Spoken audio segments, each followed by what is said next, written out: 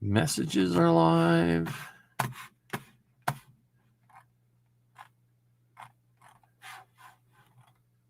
And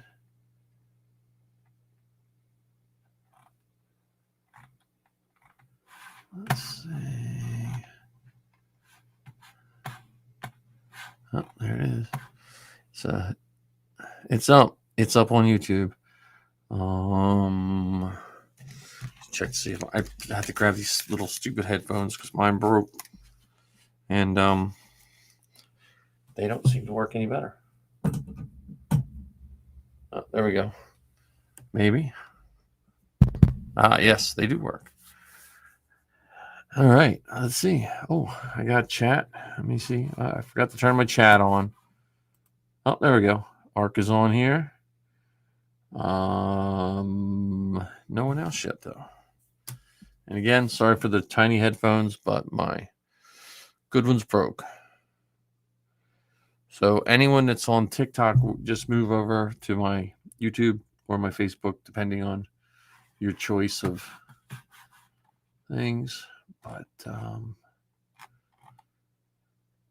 yeah, so I have 0. And how many do I have here? I have 3. I have 3 on TikTok. So here, I'm gonna take the headphones off so I don't feel muffled, and I'll leave the TikTok up until those guys arrive.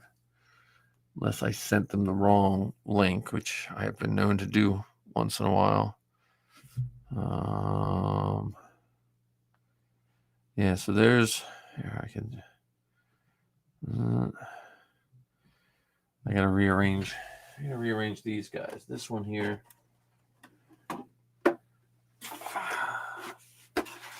My Ezra helmet. Not 100% happy with it, but it came out okay. If you notice, it's a little warped in there, but it came out all right. It's not as pretty on the inside. At first, I was going to try to make it really, really pretty on the inside, but it, it came out. Like the weathering, I'm very happy with the weathering. That's always the scariest part because you have to then sand and beat up. And then this is a Waltz Trooper Factory helmet, which is a very nice helmet. The only thing I don't like about Waltz is that seam down the middle. You can see it. You can see it a little bit. I mean, I did a pretty decent job of filling it in. But my fat head won't fit in it. And but it came out. I'm pretty happy with it. It's just a display piece. Someone was selling it. I think they got in over their head. With, like I said, with the Waltz, it's split down the middle. You really can see the split here in the top, which I don't like. I hid this one. I don't know. I think this top piece, the top piece was split too. But the plus side to the Waltz stuff is, it does give you beautiful detail and stuff. It's just that split, especially if you're doing a white one. If you're doing a regular one, then if you paint this, since it's ABS, you have to paint it because it has a split down the middle. Since you have a split down the middle,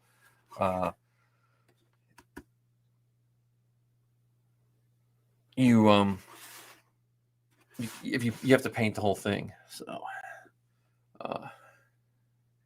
So I again I forget the other company that makes them. I think does a better job for whole suit, because if you do a Waltz, which are really nice, you then have to think about, well, I should probably have to paint the whole armor, or your head, your helmet's not going to match your armor. So it depends on what you want to do.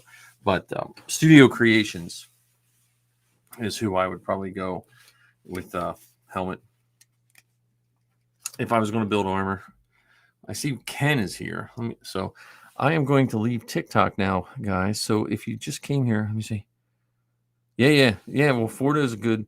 I have the helmet. I just got to get my button gear. I'm going to turn Ken on. Here, that sounds weird. Hello. I can't believe you brought me into the show like that, but here I am. Hey, man. Sorry. I'm going to turn my TikTok off, so I got to send all my TikTok people our way. So later, TikTok people. Are those your TikTokers? Yeah, I had like 15 at one point, but it dwindled down to. I had 369 views in that short amount of time. So that's fantastic. I can't complain. Hey, good to see you, Art. Yeah, Ark was in there. He was in there. Are you hearing an echo from my side? No, are you hearing it from mine? When I talk, I hear my echo. Now you sound perfect. Oh, okay. So, yeah, I was looking at. I downloaded our first episode ever that we did, and I was going to put it on Anchor, and the download time, because it was so long, was 4 hours. So I download it and then I'll extract the audio and try it. So Ark is saying he hears an echo. Ark hears an echo too? From you? I don't hear an echo from you. Is it? I wonder if it's my end. Oh, you know what? Let me make sure. Which is kind of funny because in the Rad Batch I portray echo. Here, I wonder. Let me see. Because I have an extra window open. So no, that's off. I hear a hum. From my microphone? No, I think it's mine. It could be these headphones. Hang on, let me switch back to my old junky one.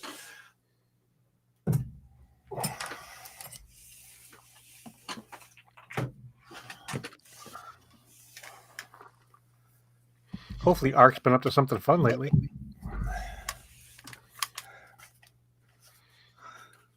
Is that better? Let's see. Hey, Echo, do you hear an echo? Or Ark, do you hear an echo?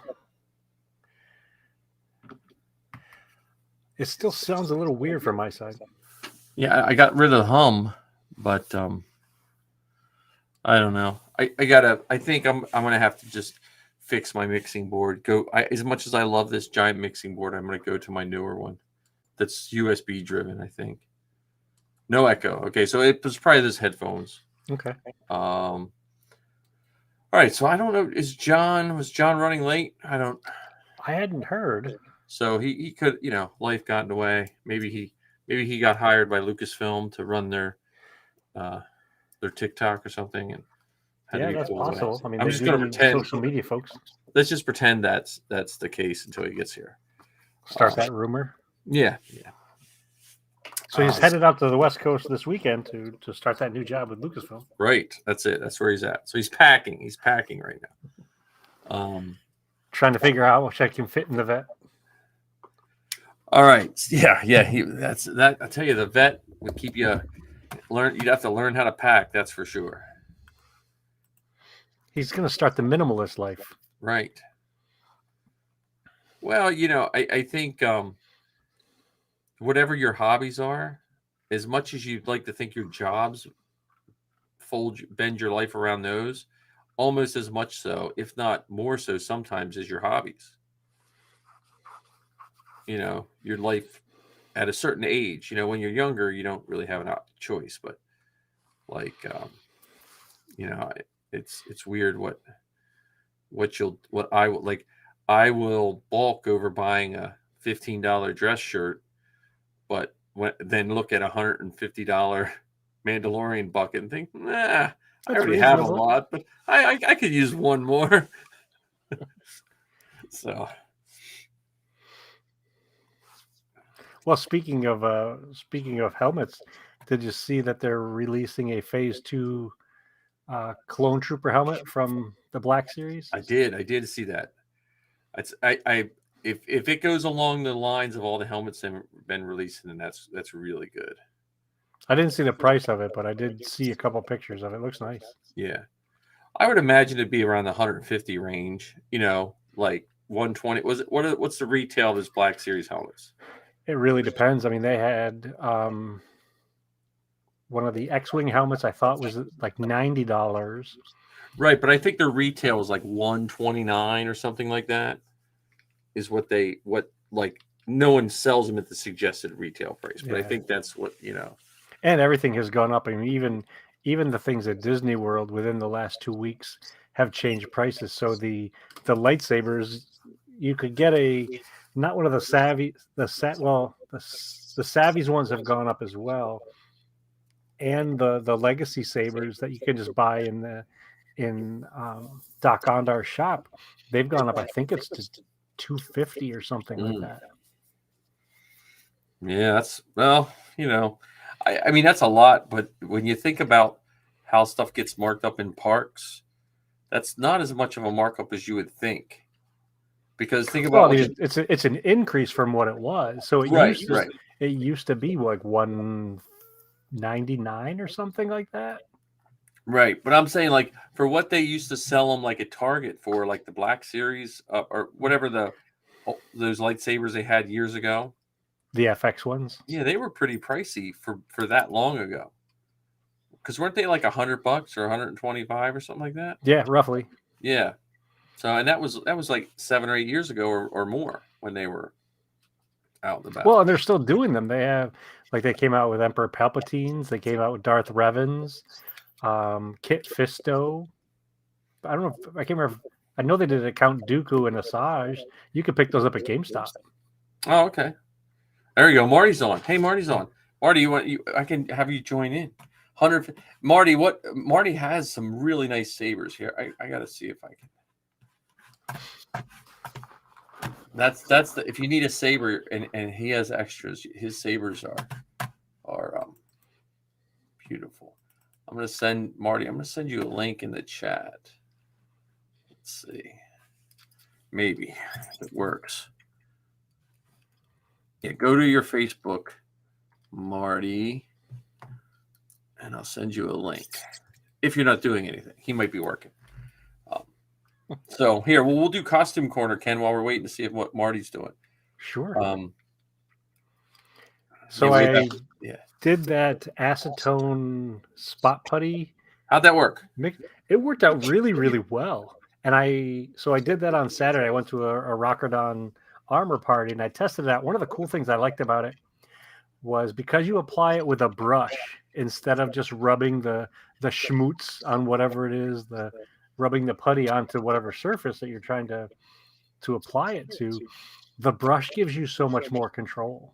Now, did you use like a foam brush or like a paint, like a paintbrush? Yeah, it was the disposable ones that have the metal brush handle.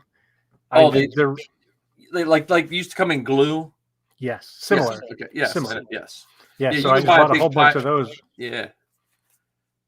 Because the Bondo ends up getting all caught in the bristles, so I think it'd be more trouble than it's worth. And I'm not usually a fan of buying things that I know I'm going to deliberately throw away, but in this case, I made an exception. Right. And it worked out really, really well. And then later that day, so that was on Saturday when I got home, because I'm a nerd, I was watching a YouTube video. Hey, what's up, Mike? Good to see you, John. Because I'm a nerd, I was watching a YouTube video. All right. Hey, what's up, Mike? Hang on. So here, we'll hear your brush. Where Marty is here. I know what Marty's going to say about cleaning the prints, but we're going to finish Ken's cleaning the print. So he used the Bondo acetone. Now, did you have to put that mixture in a like an acetone paper bowl? Oh, okay. I didn't know if you had to have it like in a glass bowl, because I made a mistake of mixing in the wrong material, and it was like that Breaking Bad episode where they melted the guy in the bathtub. Yeah, it was just I used a Dixie bowl, like a paper bowl that you get for a picnic or something. Oh, okay. And then later that day, I saw a YouTube video where they did the same process, except they thinned it down a whole lot more, and they used a really inexpensive airbrush from Harbor Freight. Oh, okay. And they sprayed it on the mask. My biggest fear with any of those people that spray stuff like that, if you don't have the right respirator when you're making like acetone and all that other stuff like a mist, then like we hear like 3 years later you have to have a device like Saw Gerrera, to breathe or something like that. So Marty's here. Marty is Hello. Our resident Chewbacca slash what is that red thing, Marty? What are you? It's a caliper thing for my Tesla. Oh my goodness! Wait a minute! Wait a minute! Caliper like what? It's a caliper cover for my Tesla. Oh, okay. So we've now switched over into car time. Car time. No, I just logged. I'm on YouTube while I'm doing this, and I'm like, oh, there's Mike and them. So I'm like, and then Mike sent me an invite. at first, I thought it was like you were doing like some kind of fancy remote control. I thought it was going to be like you got a big remote control. No, so I just. You were talking about lightsabers. The Master Replica lightsabers. I've had them. I have the original Anakin one from 2001, and that I got for $150, and that's worth money now because it's the original Anakin Episode 2 lightsaber hilt with a longer lightsaber, and I've gotten like all of them. I had Luke, Obi-Wan, Darth Vader. The Master Replica ones were better than the Hasbro because they were just better quality. And they were always like $150. And now the stuff at Disney used to be $150. Now it's $250, and they just keep raising it. It's just, the only saber I have right now is the dark saber. Yeah, and that was. I have the Yoda. I have Yoda's little saber, the Master Replica Yoda. I just was crazy. I would go to Barnes and Nobles, and they'd go on special, and I'd go up and just buy the stack. I spent like $300-400 on what they had left, and I have ones that I can sell sealed in the package. The Return of the Jedi Luke Master Replica, the Mace Windu one, and something else. I bought the Master Replica of Darth Maul double bladed one. Right. I bought it originally for I think it was like $200, and I sold it a couple years ago for $750. Oh, nice. So it goes up in value. Yeah. Yeah, so that's John. We were talking about the saber price. We were having like old man conversation about how everything was just getting expensive. But back in my day, we used to get a quart of milk for a nickel. Get your light. And a lightsaber for $150. No, back in the 2000. We had a knockoff lightsaber that had slits cut in it, and when you swung it, it like whistled. Yeah, I had those. Yeah. Like we got it like Woolworth or something like that. Yeah. I don't even think that one was called the lightsaber. It was called something else, I thought. A laser sword, because it was copyright infringement. Yeah. Oh yeah. There was as much knockoff Star Wars as there wasn't, and if you sent the wrong person to the store, they were coming home with like that robot that almost looked like R2. Because one year I got the robot that had treads on it, and it had a dome with two little arms. It was like Star Space Fleet or something like that. Yeah. You know? Like, oh, look, it's R2. So, but yeah, so we were talking costumes real quick for building costumes. So Ken was telling us about the smoothing method of the acetone and other. I know Marty's method. What's your method, Marty, for smoothing out what, prints? 3D prints? Yeah, smoothing out prints. It's the DAP wood filler. You use an orbital sander with like 80 grit, and then you quickly go to, depending on if there's surfaces, big surfaces, you use like 80 grit orbital sander, and that works really well. And then it's DAP wood filler. It's a water soluble wood filler. You put on rubber gloves, and you don't need rubber gloves because it's latex, but the reason you put rubber gloves is to make your hands wet. You grab a pile of the goop and you just spread it on with your hands. And because it's water-based, you can thin it out, get it all in the crevices and everything. And it dries when it dries out, and it's super, super easy to sand. And it's really easy to use. And you can get a tub of it for like $8. Nice. So it works out really well. I mean, obviously for smaller things or for things that you can just, when you get a really good print, you can just use filler primer, but this works great on like larger surfaces where you just don't want to be sanding forever or hand sanding. You just use an orbital sander to knock down any of the ruts. If it's pretty significant grooves from 3D, then you just use the DAP wood filler. And the wood filler works great on plastic. It just does. Well, and you also got me hooked on the little sander, the detail sander. Yeah. Yeah. You guys have a detail which sander? one? The little tiny skinny one? Well, you have a powered one, but I wound up getting the Ryobi detail sander. That little belt sander. Yeah. Yeah, the little detail belt sanders are great. Those are great, mainly for assembling like costumes like armor. Because when you have to cut the armor and then you want to kind of smooth out the edges before you butt it together or something like that, the belt it's a thin belt sander. That's a hand belt sander. Those are great, and you can get those at Ryobi. You can get them at just online on Amazon. Yeah, I think Harbor Freight might sell them now too. Yeah, I know Harbor Freight has one, but it's really heavy. It's like over-engineered where the motor is ginormous, and then it's this belt that sticks out of it, and your arm gets so freaking tired.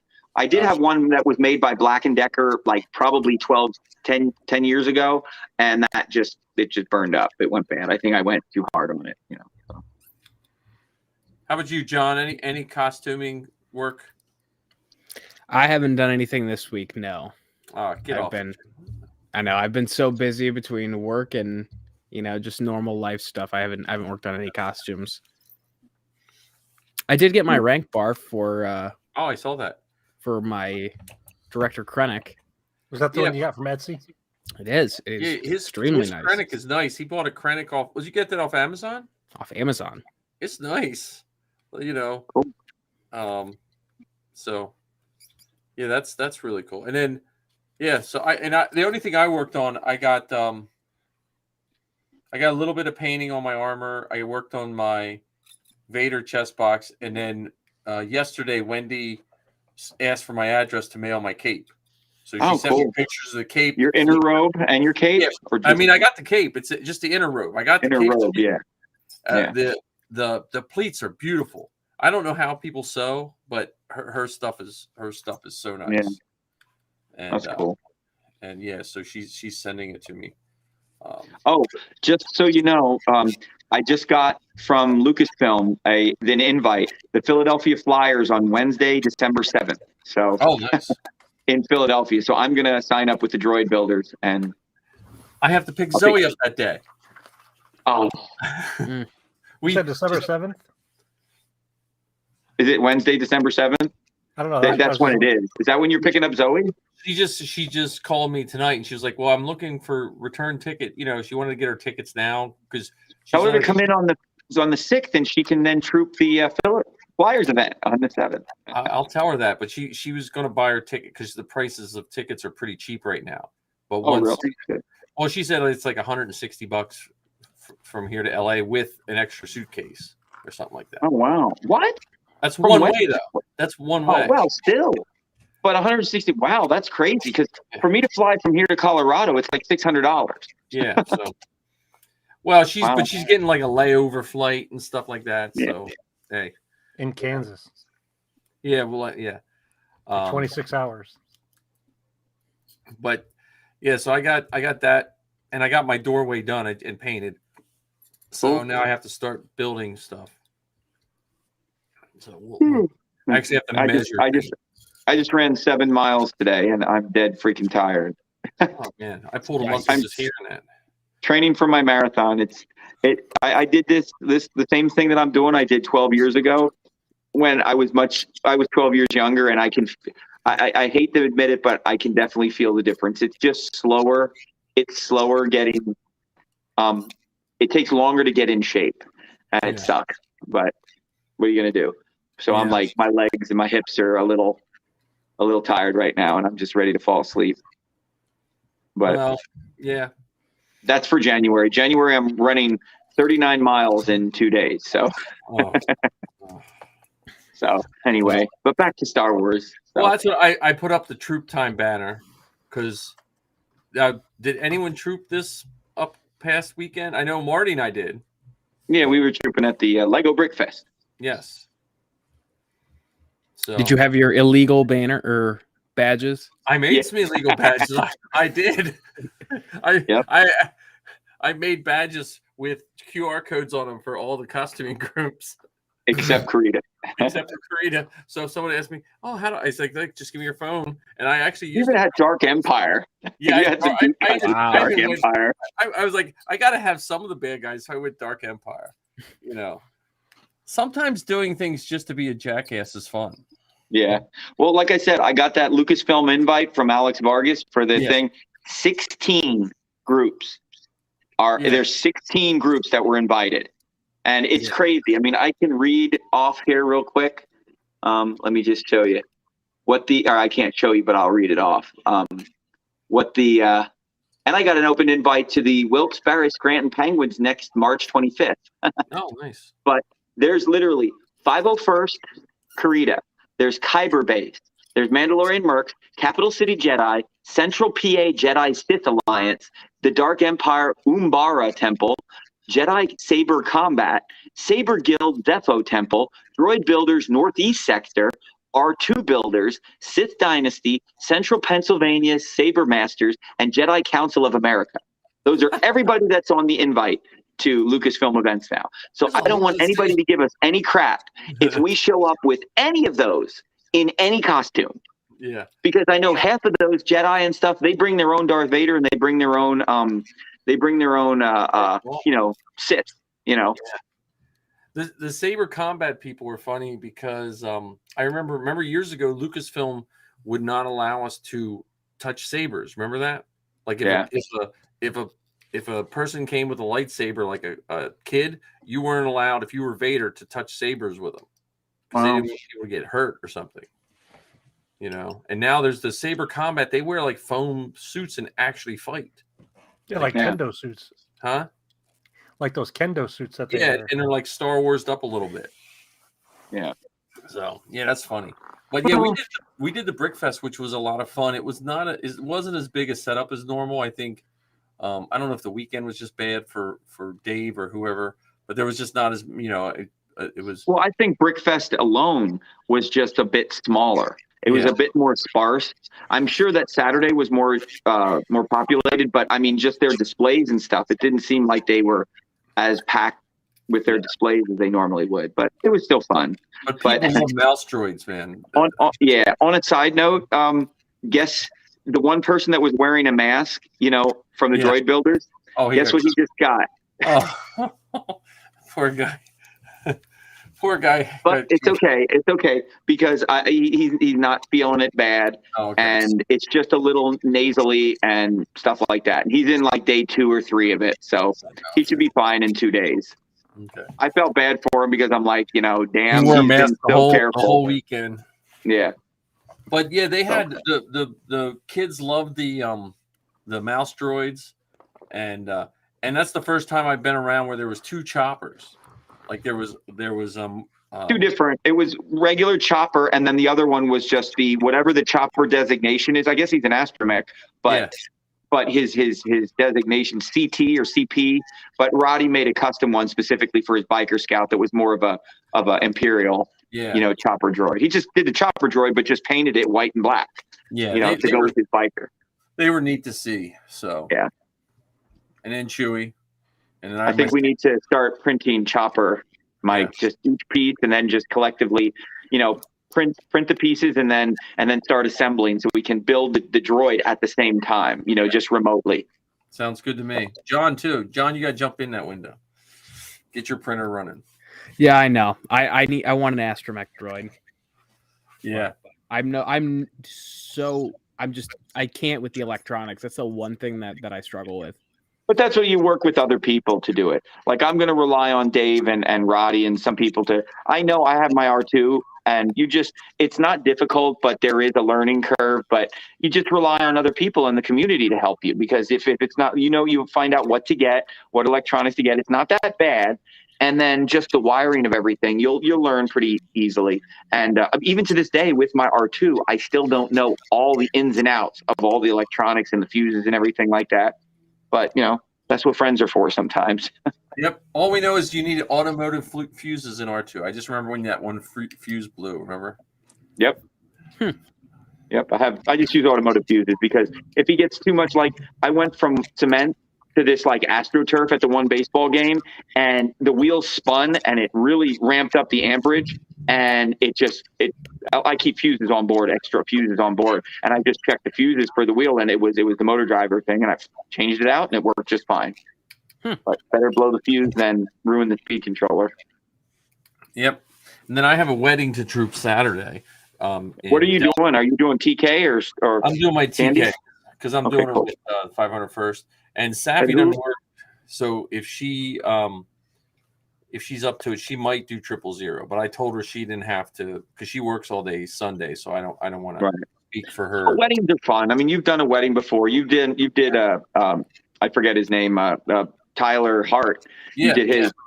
It's a small amount of time. You just do photo ops, and then even if they want you to linger around during cocktail hour or something like that, it's pretty simple, and it's fun, and you get free food and drinks if you like. There's one on November 11th, so 11/11/22 in Blue Bell, Pennsylvania. Where is Blue Bell, Pennsylvania? I don't know. The place is called Normandy Farm. So I'm gonna put in an invasion request for the New Jersey Mercs, the Pennsylvania Mercs, and as many other groups as I can. This is actually. And what is that? What is the wedding? Whose is it? It's a friend from work. Oh, okay. And it's a legit Star Wars wedding. I mean, they have all the bridesmaids are going to have lightsaber bouquets. The groomsmen are going to be wearing. That's awesome. I don't understand why Karita and why certain people have just a stance against weddings, because it's a themed event that's celebrating a couple coming together. So how is that any like? I think they initially didn't want us to be like dancing monkeys showing up at bar mitzvahs and birthdays and stuff like that. But what's the problem with that? Like that's kind of like a self-righteous, like we're better than that type of thing. Better than what? Helping somebody celebrate their birthday or celebrate their wedding when they're. I mean, that's insulting, kind of. Like, why do we think we're better than that? We don't. Only certain people think that they're better than that. Right. So that's near King of Prussia. Yeah. So, all right. No, I got November 11th written. I think I have it written down somewhere else. That's a Friday, Mike. Yeah, I know. Well, it's at night. They want us there around 7 something. Oh, at night. I might be at a swing of 7. That's a nighttime because that's after daylight savings, so it's going to be dark by then. Yeah. Is it? But it's indoors, I would imagine, right? It'll be indoors. Yep. So dressed by 7. Because that day I have a 3:00 engagement session that I'll be done with, and I could shoot over because I'm an hour away from King of Prussia, but I could shoot over easily and do like Stormtrooper. I could do whatever. I could do my Stormtrooper. I could do Chewie or whatever they would want. Yeah, they're open to all of it. Really, I'm going as Kennex, so I'm going as my custom Merc. Yeah, and they're super super nice people. The bride is an ER nurse, and she's absolutely fantastic, super kind, and I mean, I could probably bump my engagement session maybe an hour earlier, get done by 3:30, get over to you, but I just want to make sure that I would get there in time. But yeah, I'll mark it down. I'm gonna wedding. I'm pretty sure I put in a request for the whole day off so I can get up there, and I'll have more details later this weekend, I hope. Yeah. Well, just message me, Ken, or message Mike and let him know, because I mean, like I said, find out what they want.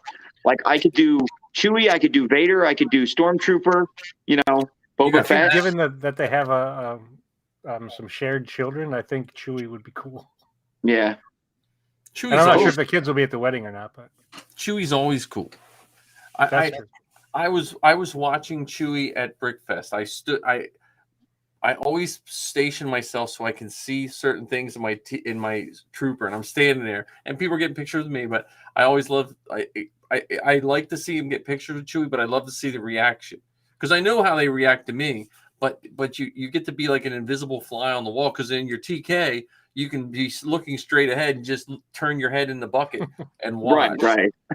And it's so nice to see people just react to all of us like that, just to react to all the costumes. I still am amazed at the reaction you get, and I'm proud of my costume, and I'm proud of how I built it, and and that I pull off a decent Chewie. But it's just amazing the reaction that people just they melt, and they're just the kids and everybody, and that's why I love doing it. And I actually got like David Guida, one of the guys that was there as a stormtrooper. He messaged me on Facebook, and he's like, "Hey man, I just wanted to say how fun it was watching you and how great you interacted with the kids." And I'm like, that's what we do. That's what all of us does. And it's funny because I see sometimes, and the neat part about doing it in costume is that you can be who you want to be in that costume. Meaning, even if you're an introvert, you can hide a little bit behind the mask. You can hide a little bit behind the persona, and step out. And even like certain people I watch, and they're very standoffish a little bit. I don't know if it's because they want to stay in like, I'm a stormtrooper or I'm a this and I don't want to be personable to children. But I mean, you can be fun and funny and you can put your arms out. You can do things in any costume. Yep. And I mean, just because you're Darth Vader doesn't mean that you have to act mean. You know, you can be kind of a neat Darth Vader and make a good impression. I think that's more important, to make a good impression on the kids than it is to stay in character and be like choking somebody out. You know, it doesn't make sense. Right. And I chalk it up to sometimes people are just a little introverted and they just don't, they feel awkward to go up or to like, you know, really interact with the kids, or they just want to be in character, and which to me, that doesn't make sense. Just make good memories for the kids, you know, give them a good impression so they don't feel scared. And so they feel like, what hey, I age want to get a picture with them. You know, because I've seen some 70-year-olds get just as excited by by people in costume as a 7 or 6-year-old. That was funny. That was funny. Sunday or Saturday was there. Sunday. No, Sunday. There was adults there that wanted their picture, but they were almost embarrassed. They were almost like throwing their kids in there for, let me just get in there too. Yeah, I always pull them in, you know, because I know it's just like, and just because I'm a photographer by profession, I just know a picture takes a second to take and you have it forever. Yep. And it's like when you walk away, it's like the American Pickers philosophy. The time to get it is when you see it. Just do it. What does it hurt? You know, and sometimes you see those like 12-year-old boys that are too cool for school and they're like, no. It's like, and then the parents are like, just stand there. You know what I mean? And, you know, or sometimes mom and dad will get the picture and the 12-year-old boy will stand there and he'll take the picture because he's too cool for it, you know, but what you going to do? So. Yeah, we had a good time. We had a good time with the people there, and it was a good event. Our changing room, it was weird because Marty and I have been doing this long enough to know that the changing room, you just change where they give you. Yeah. The space you get. You take shifts if you need to. You just, you know, you make the best of it. Yeah. And because Dan had to change by himself, I mean, and then once he was out, then we swap. It was like swap a room. It was easy. It was a cooperative, but we shared the changing area with waist high or higher boxes of T-shirts, Brickfest T-shirts, because we were the storage room basically for the other side of the curtain, which was the T-shirt area that was selling Brickfest T-shirts. So we had a little more room when we got undressed because they were selling T-shirts. Yeah. But some of these events, what I've started to do is just start going wearing, you know, Under Armour Broga pants under my regular clothes, and it doesn't matter where I am. Yeah. Just started gearing up that way. And if any of you happen to be in Tom's River this weekend, there is the Fan Nation Geek Stravaganza, and that's going on at one of the libraries in Tom's River, and I'll be at that as Kennex with a couple other of the New Jersey Mandos. Yeah, I got the wedding, and I'm taking Quinn. I'm taking Quinn with me. He's trooping it too, because I think the wedding as his biker scout. Yeah, because it's an indoor theme. It's like it part of it's outside in this like lightly wooded area, and so they wanted, you know. Oh, that's cool. So, and I don't have a biker scout, so you should have a random Ewok show up. yeah. Or bring a stuffed one with you just to have. I'm stoked about Vader right now. I just want to I like keep working on it. Yeah, I want that chest box to be perfect. And then I ordered some more liquid resin. I'm gonna try to do some of the detail pieces in liquid resin. But yeah, I'm excited about Vader. I haven't found a good voice changer though. And Missy's like, you have to get the voice changer. So I have to. If you look on, I'll look up my Facebook page that there is literally, I mean, there's guys who are using a guitar. I forget exactly what it is, but they take like a guitar thing, you know, like a guitar pedal or something, or it's a thing. And it's a whole system that they put together. It's not super expensive, but you dial it in and it works really well. I mean, look on Facebook for Darth Vader voice changer, Darth Vader sound, you know, stuff like that on Facebook groups. And they're pretty damn good. Yeah. I mean, the one I had many, many years ago, which I sold, was God, Hyperdyne Labs one. And Yeah. that was like $500 I paid for that. And it was really good. It was really good. But at this time, I just kind of use an Acre. Yeah. I have the breathing and I just pop my voice down. I'm like, and I bring it down. And when you're speaking in the microphone, Yeah. you can kind of pull it off. I mean, and a lot of times what people will do, you know what they'll do, Mike? They'll make the little button thing where it'll have pre-recorded. Oh, and there's one called MicCom, MIC-Com on if you look at, and T-Ramp, it's T-Ramp. These are two different ones, MicCom and T-Ramp, where these guys will make it, and it's like a couple $100, but it comes with the speaker, it comes with the wiring, everything, and the buttons. And like button 1 will be all the nice things. Button 2 will be like the mean and vicious Vader. Button 3 will be just random, this. Yeah. And it works as conversation. Like if you, because how many times are you going to go up to a kid and tell him like the square root of 500? No, you're going to say, don't make me destroy you, or or are you the Jedi we're looking for, or whatever popular Vader voices, Vader sayings. And the interaction really is nice. It's like, I am your father, or something like that. So there a lot of people are doing the pre-records that they have on these MicCom or T-Ramp, and it's really good, and you can do it. You just keep it simple. I have to look on my ROM FX. It has 3 settings. One of them is the Stormtrooper, one of them is Boba Fett, and I forget what the third one is. Yeah. And so it could be Vader for all I know. I just got to the directions to that ROM FX is stuck somewhere in one of my folders. Well, those are pretty old. The ROM FX is like that's at least 10 years old. Yeah, I bought that in 07. Do you have to crank it by hand to get it to work?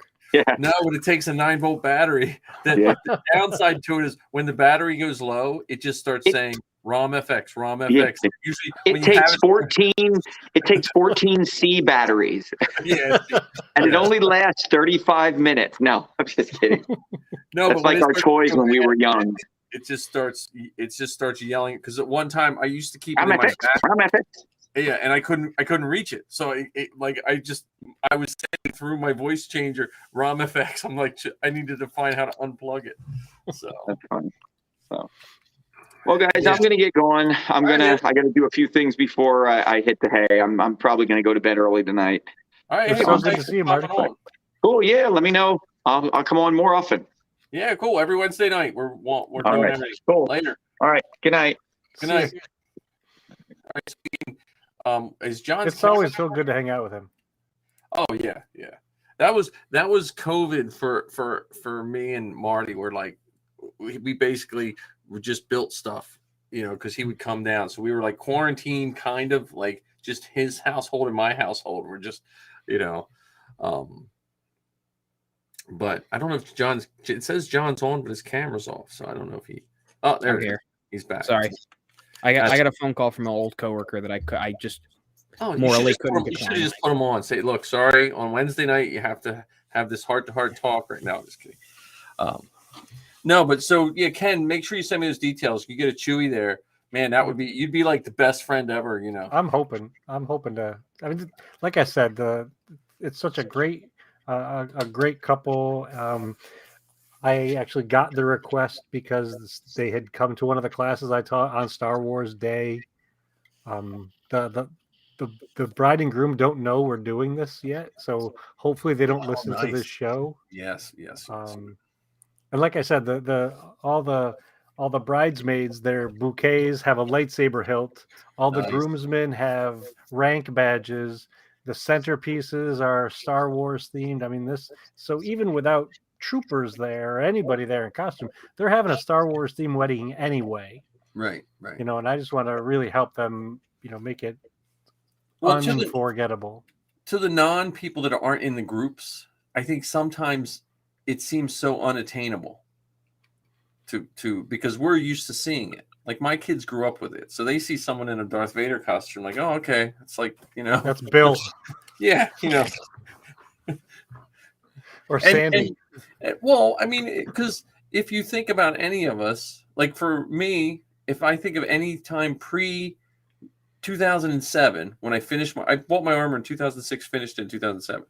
if you would have talked to me in 2005 and said, hey, someday you're going to have not only one set of Stormtrooper armor, but two in boxes that you just haven't taken the time to put together, I would have said there's no way in the world that would ever happen. Like it just seems so unattainable. Well, it's also just, I think it's kind of funny to bring up in conversation. Oh yeah, I got a friend who, dresses as Kylo Ren. I know another guy who does Chewbacca, 16 Mandos and an Ewok. I mean, it sounds like the making of a really bad nerd joke, but it's true. Well, I was at school, I'm sitting in my room at the end of the day, and we have like trainings. Our school system is the entire county of Cecil County. So like they might have a specialized training and they use different buildings. Like, okay, your building has an empty room today. So teachers from all over the county come and do some kind of training, that like 5 or 10 teachers. And this guy walks by my door and he walks by and then he backed up slowly because I have my name in Arabic on the wall next to my, printed out on a Cricut and put right on the wall. And we started talking and here he does a full Mandalorian. And he's not in any of the groups, and he was showing me pictures and stuff like that. And it was just really cool. So there's another person in the county that, has armor. And then I was telling about the Mando Mercs and the 501st and all this stuff. We were talking for a while. So it was just neat at work because I normally don't get to talk about Star Wars to anybody. So.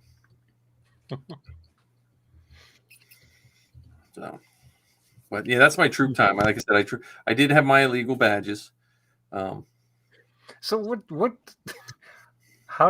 constitutes illegal? Is it so it hasn't been approved by the garrison? Is that what?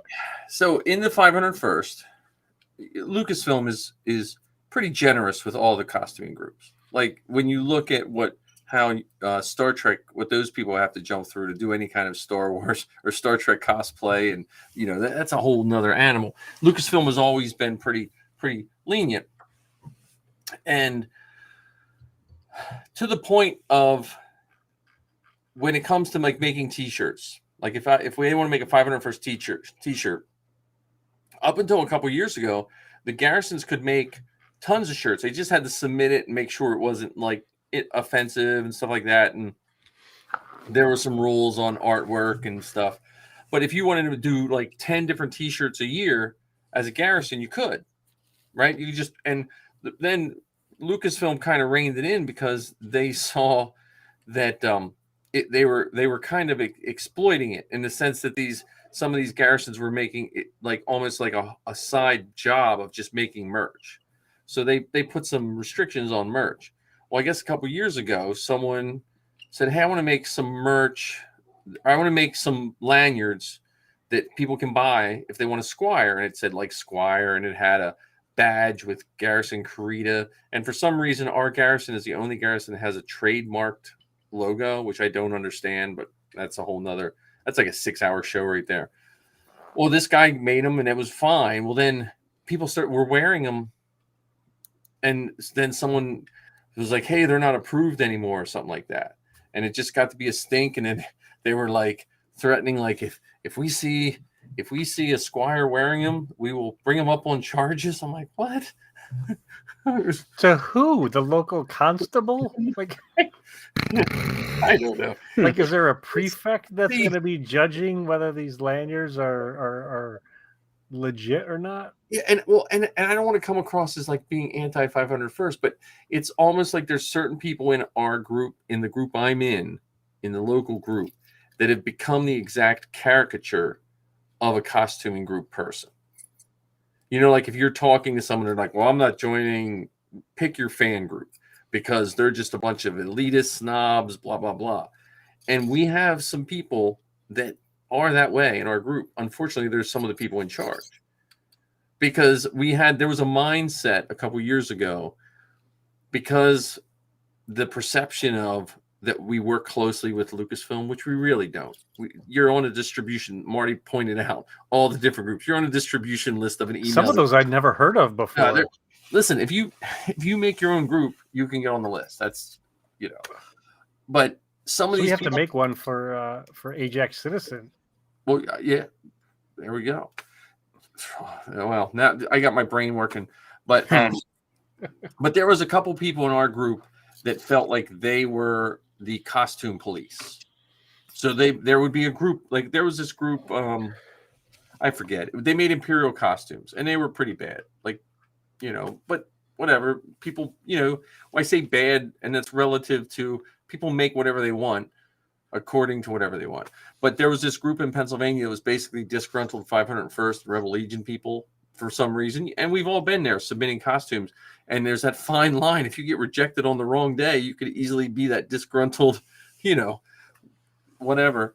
But we're all gruntled because me and Missy were looking up the word gruntled, and that means that's the opposite of disgruntled, even though gruntled sounds like you should be in a bed, But anyway, we're all gruntled, so we're okay.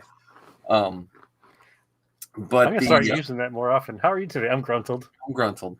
But they anyway, so there was people in our group that became like the costume police. So if they saw someone doing something like, hey, I think I saw someone in a Vader costume in front of a store using it to promote and make money, and they wanted to report them to Lucasfilm, and it had nothing to do with us, or it was just some, you know what I mean? And so they got this mindset of like they were a costume police, and I feel this felt very reminiscent of that, because I guarantee, without a doubt, if Kathleen Kennedy was coming out of a store and you were wearing a Squire badge that wasn't quite approved, she would not give two shits, Yeah, probably. And Kathleen, if you're listening, please put it in the chat whether or not you would give two shits.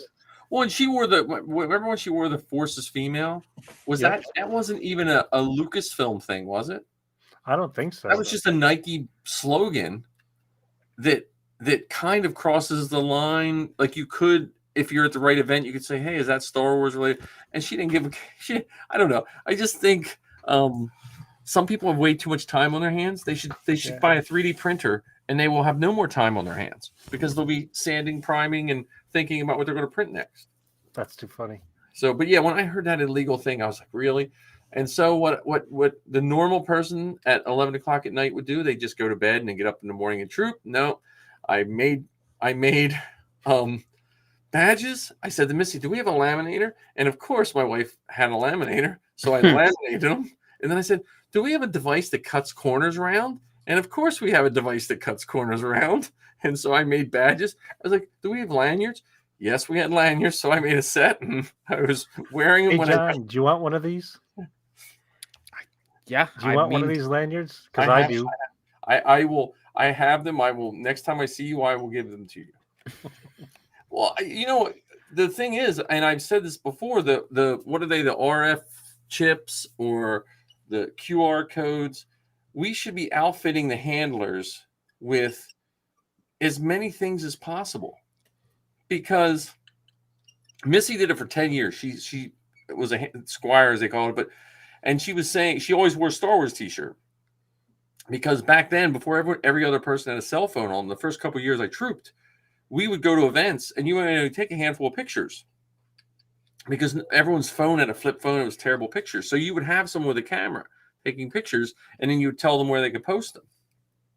But nowadays, you want people to know that you're working with that group so that you don't look like a weirdo taking pictures, but also with QR codes and with hashtags and all that, you can promote not only your group, you can promote whatever event you're there for relatively easy and not make it a burden on the handler.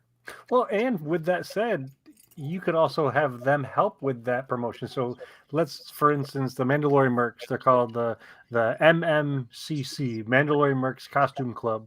So if you do hashtag MMCC, it's going to be put into that bucket, that thread, that Yep. whatever, Yep. with all the other MMCC pictures from around the world. Yeah, that's what I mean, and it makes people, it makes the person doing the handling feel like they're doing something too, because the handler position, I've only done it a handful of times. I hate it. It's a Really? thankless job. No, I mean, I don't say I hate it, but I would much rather be in costume. because it is, and I like Star Wars and stuff. There are people there that, oh, here's my wife. I don't think she's ever seen the movie. She's going to be a squire. That's just asking for torture if you can't give them something, to help out. Or the people that agree to be squires or handlers just so they get the badge into the event, and then you don't see them for 6 hours because they were standing in line for whatever star they wanted to see. Yeah, well, that's a whole nother. Which I understand people, I don't want to say taking advantage of, but just using the opportunity as it comes. But when you only do it for that purpose to get that free ticket in, then you're not helping anybody but yourself. Right. But I also feel, at least what I've seen, most people don't do that. Because Missy used to troop or handle all the time for us. And then our group came out with this big long list of requirements. Like you have to do 4 hours and you have to take, there's this big long list. And Missy's like, I got to work all week, man. Screw that. Yeah, never mind. But I think if I wanted to work, I'd go to work. Well, right. But I also think the people that would take advantage when there's no rules are still not going to do that when you tell them the rules. You know what I mean? Like that's, and I've seen overall the handlers do a really decent job for it's a thankless job. And I just thought when I saw illegal things, I was like, oh man, it was just embarrassing. Like to me, that was. But we had a good troop. I had my sand trooper.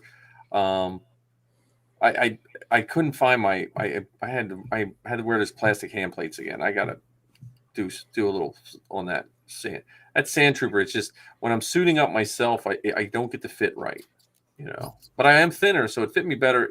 I actually had to make it a little tighter than when last time we filmed with Matt, so that made me feel good. Have you been eating less nacho cheese? Yeah, I've been eating less. No, I think I cut down my iced tea by half. Oh, okay. To be honest with you, because that's just like empty calories. So I don't know. And we've now stepped into nutrition time. Yes, we've stepped into. If 20-year-old me would have ever thought I'd be talking about what I eat, I would have slapped myself in the face. I didn't come from that time period where we're just like, what? We're men. Oh, if 20-year-old me saw me now, I would be insulted and disgusted.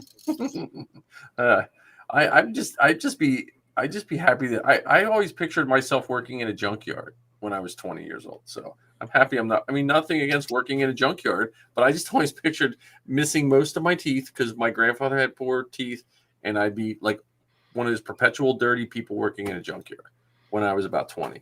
All right, Mr. Sanford. Hey, Sanford, I had that truck. The truck in that was my first truck, 52 Ford. I had a 52 Ford, and Missy used to hum the Sanford song. She used to hum that. So I don't know. Yeah, but so I got Vader's on the way. So I'm thought I'd have them ready for Halloween, but I don't think that'll happen. It still could happen, but I'm not. I don't want to rush it. Like old me would be like, I can just slap some extra paint on these boxes and I'll sand them later. And I'm trying not to do that. I'm going to do them right the first time. Keely, I got one leg done. I'm not 100% happy with it, but I got one leg done. I might have Wendy just sew my camera too. So her turnaround stuff. But I don't know what material to do the camera. That's my. Because I'm thinking that I think you're supposed to do it like a vinyl or something like that, but that just doesn't feel like it's going to move as much. I don't know. Yeah, I think either vinyl or canvas or the fake leather. Yeah, the fake leather. I don't feel that'll move right. Like I think it would look good when I'm just standing straight up, but if I bend for a pose, I feel like it would look weird. I don't know. I got to do a little more research. I love how for the last like X amount of years, you've had one costume and one costume only. Yep. Now you're working on two others. Yes. And he has two that are still in boxes that aren't going anywhere because he won't give them to us. Well, no, you know what's going to happen? I'm going to troop in that FX and something's going to break off that can't be fixed. Because I got my first crack in my crotch and so I have a feeling like it's going to something because it had that armor. That armor is from I bought it in 06. It's old, you know. So the 12-year-old me loves you. yeah, my crotch crack or whatever. Crotch crack. That your comma doesn't cover. Yeah. Arc. That's the skirt looking thing that Commander Keeley. Is it Commander Keeley or is it I think it's Captain. Keeley? Captain Keeley, I think. Maybe it's posthumously Keeley. So yeah, I'm still happy with my TK. Honestly, is beat up, and I know the one leg wears a little weird. I still feel I'm happiest in my TK because it fits me like that. I love my Sand Trooper. Man, I can't bend my neck down in that because the way the helmet is and stuff like that. Yeah, fake leather. Yeah. I have some really heavy black canvas, but it's soft. I don't know. I just gotta for that costume, because I doubt I'll ever submit that for approval. That costume is more for how it looks. It's just like my girls' Jawas. Their masks are furry, which I know is not whatever. But you take a picture of my kids' Jawa costumes, it looks way better than most of the ones I see. So you could probably get an inexpensive comma from like Etsy or something like that too. Yeah. I'll probably say something to Wendy and see if she has time to make one. Because if it was like the same material as Vader's cape, like that heavy black, and it's kind of shiny, because I'm like I said, I'm just more how it's going to lay. I have tons of that black fake leather. I could make one on my own. But I wonder why they call it a comma at all. Yeah, I don't know. I just think they made up words. Well, it's not a made up word. You know what comma is? It's the Indian god of erotic love and pleasure. Oh. So I'm not really sure how that works into like a half skirt sort of thing. Yeah. I don't know. I always liked that though. I always liked the not the Indian god of love and pleasure. I'm not knocking on, but I just didn't know that was a thing. But I always liked the clone troopers that had all the extras on them. Yeah, a bunch of Mandos have commas too. Yeah, there's a guy I always see his pictures on Facebook, and he has that more modern looking Mando helmet with the big round ears. Mm. I don't know what that is, but he has a really nice looking suit, and he has that camera and stuff. It looks really cool. What is it? White and purple? I don't know, but he has a girlfriend or a female friend that's always doing pictures with him. I don't think we're thinking the same person. Yeah, they live in California somewhere. You see their pictures all the time. In 40 minutes, Zoe will probably be doing her 7-year anniversary show. She's recording it for episode, I think it's 241. It'll be released on the 22nd. It's the 7th year. It's the 7-year anniversary of her and Lizzie podcasting. September is actually the 7th anniversary, but we count it from when she started podcasting with Lizzie. When we revamped it. I don't even know where the first 3 or 4 episodes are because they were so bad. They're lost to time. We'll bring them out of the vault and sell them for now. It just, they weren't bad. They weren't the same. But it's going to be a very Mandalorian episode. So I'm very happy. I was trying to get John as guest host, but Lizzie could make it because she was I thought John would want to talk to Brendan Wayne, but just a little. Yeah, let's not bring that up, okay, Mike? But Lizzie Lizzie could do it. Hey, well, we'll figure it out.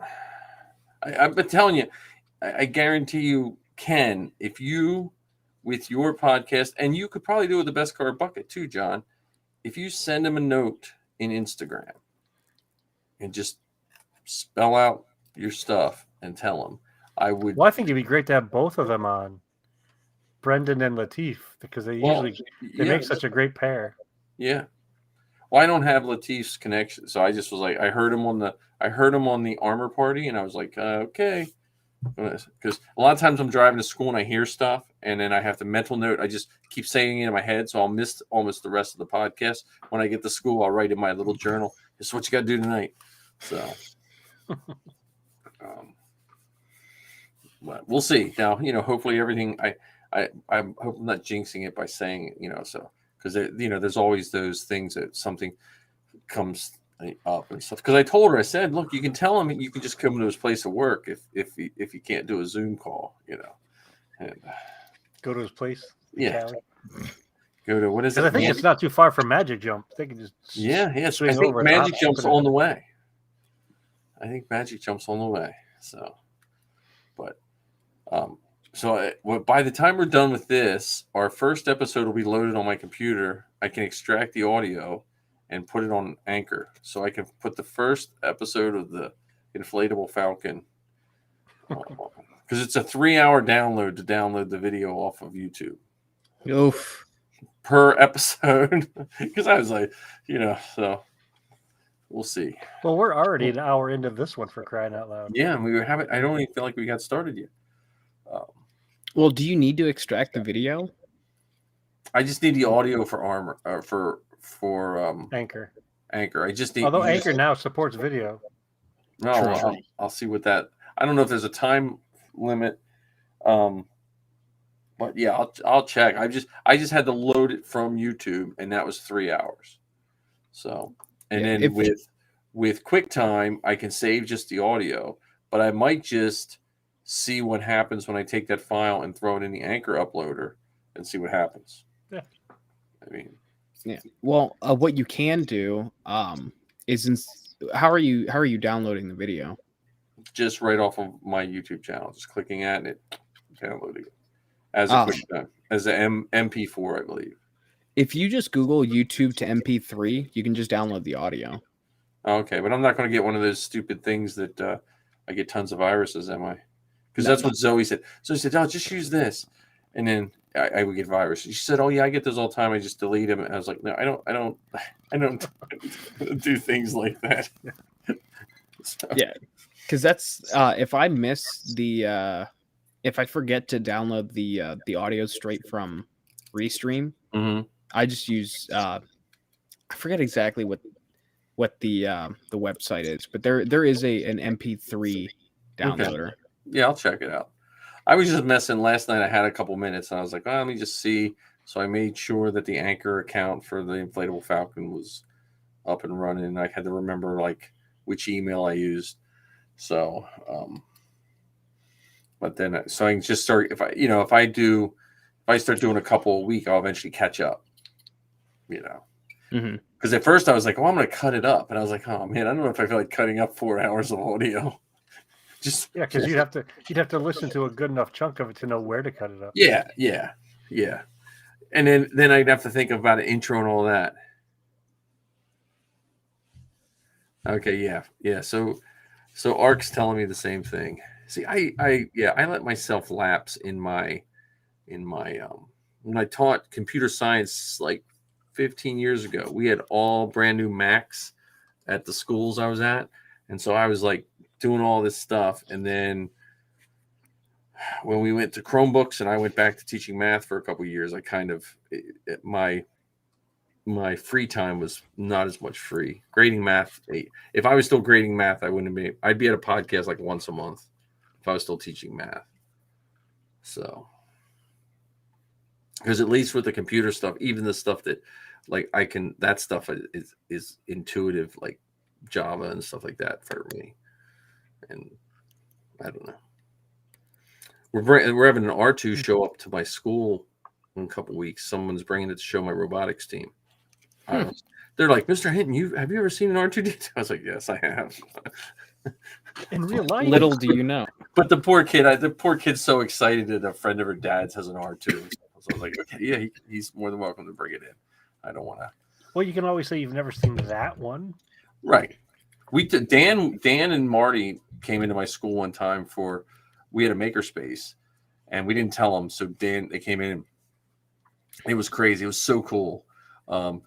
And we were going to put it in the yearbook, and my stupid students flashed fake gang signs in the picture, and the yearbook companies won't. Like one kid had whatever. His hands weren't real, but if it's anything that could be remotely like a gang sign, they won't put it in the yearbook. I'm like, They couldn't have put smiley face stickers over his hands or something. I don't know. I was like, come on. And we didn't know it. We're taking a bunch of pictures. Everyone's excited. And then the next day, I sent the pictures to the yearbook lady. She's like, I can't use any of these. I'm like, oh. So I was like, thanks for nothing, kids. Thanks, Timmy. There's that one kid, you had to be there that day. No, it's terrible. Yeah. So, did any of you guys listen to Armor Party yet? I listened to the Brendan Wayne episode. That's a good one, isn't it? It doesn't. After listening to that, like he's moved so far up on my list of people that I want to meet in Star Wars. Yeah. Well, we like could have, but I know, but he's someone I never knew I would want to meet. Well, it's funny that you say that because, if I could get in my DeLorean, go back a couple of weeks, I would have made I would have stretched myself, pushed myself to actually be able to go to New York Comic Con. And because he was there. I mean, he was, literally right up the road from me. Yeah. Granted it was a couple hours, but either way, it's closer than he is right this moment. So it would have been cool to just spend a couple minutes with him. Yeah, he was he definitely just came across, not that I don't know. I think sometimes we put too much thought into who's the actor, as long as they're doing a good job. You know what I mean? Like you don't really need a serial killer to portray a serial killer. You just need a good actor. And I don't know if we need, but it is nice when you know something that you care so much about, that person is also a good person. Well, the other piece to that is, for whatever it's worth, he's not the face of Mando. He's not the face of Din Djarin, and he takes it just as seriously as anybody else involved. And he's kind enough, thoughtful enough, considerate enough to mention names of the other makers along the way, whether it's the costume designer or the cameraman or even his partner in crime, Latif, the actual stunt guy. Because it's one thing to say, well, don't you realize I'm the Mandalorian? Instead of, well, all of these people help bring the Mandalorian to you. We are part of a big team, and I feel so lucky to be part of that team. Well, and he almost seems overly protective of Pedro Pascal's part in the sense that he won't take his helmet off. You know what I mean? Too much on set, yeah. Yeah. Yeah, so I definitely tip my hat to Brendan Wayne. He seems really nice, and I would love to spend time with him and Latif. So if you're listening, Kathleen Kennedy, let's make that happen. Yeah, yeah.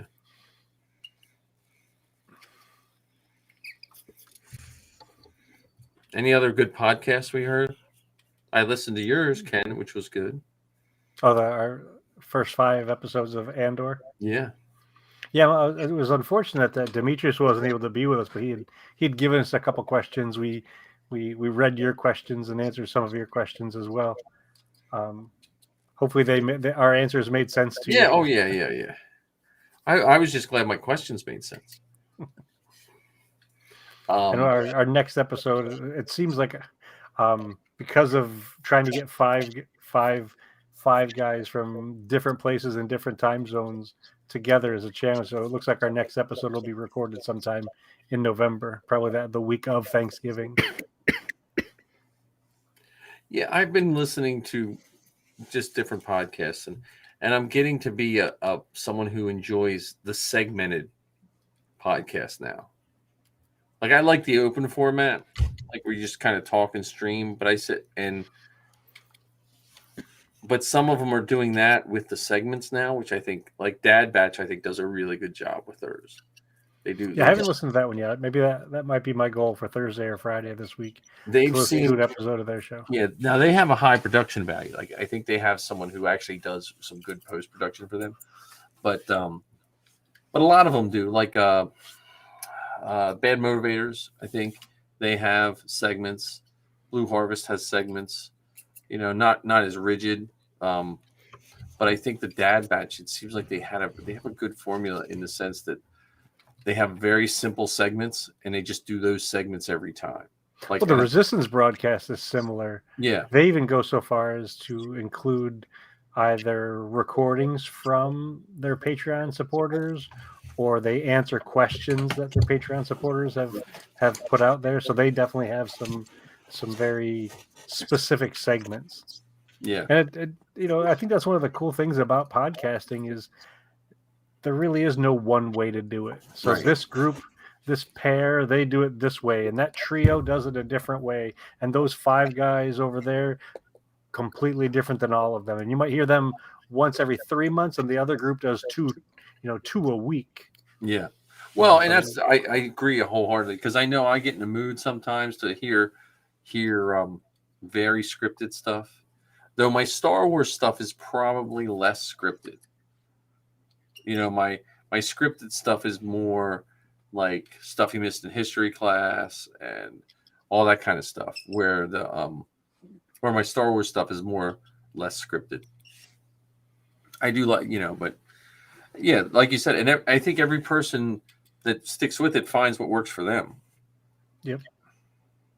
And Best Car Bucket. When's our next Best Car Bucket coming out? As soon as I can find some time. Yeah, it's not going to be for the rest of the month. I can at least assure you that.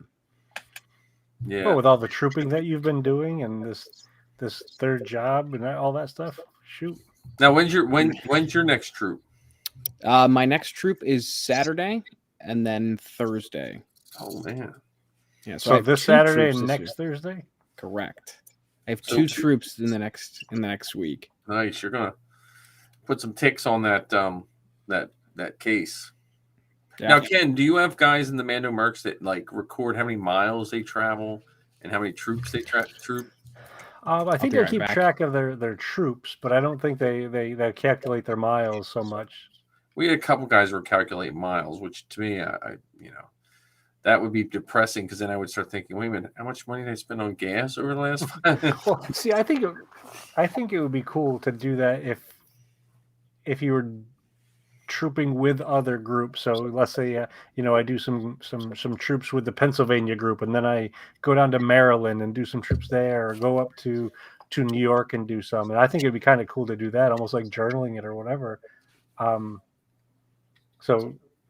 wouldn't mind one of those, like a patch you put on your back, and when you troop in a state, you get like the shape of the garrison. Yeah, like people campers. You know what I mean? Like, so you cover it out. But I didn't get in. I didn't sign up for Air and Scare. Yeah, I didn't, because we're actually driving to Batu that day. Yeah. Yeah, I have a wedding that weekend. So, but I called the DoubleTree the other night and didn't get any answers. So I got to call them back. I got to get my price for this stupid hotel. I am not paying almost $1,000 to stay at Steel City. So I can't do it.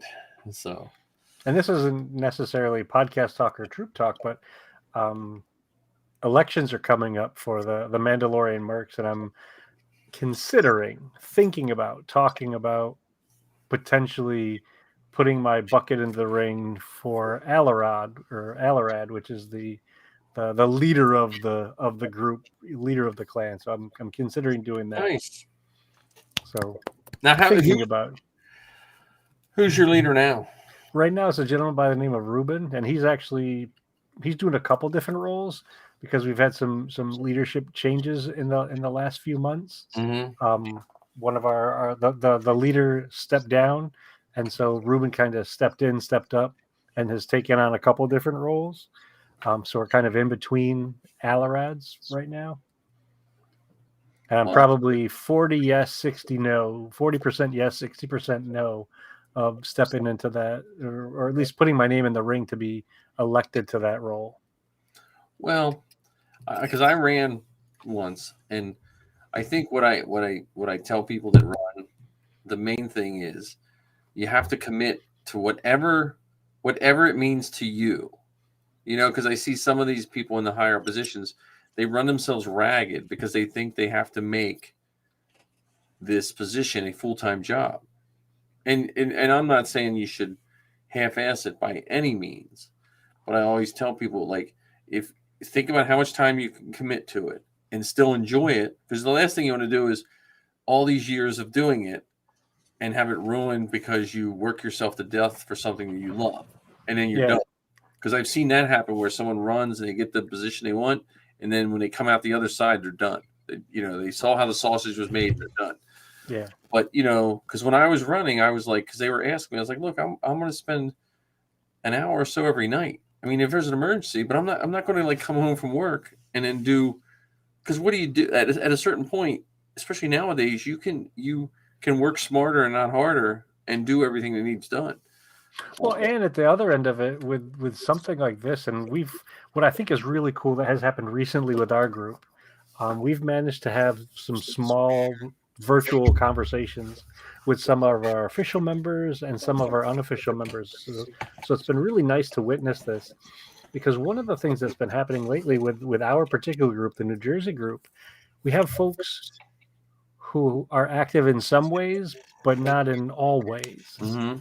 And we have many of them who don't necessarily know how far they can go as an unofficial member and what's expected of them as an official member. So we've had some events where it might be one of us there in costume with 3 handlers. Right.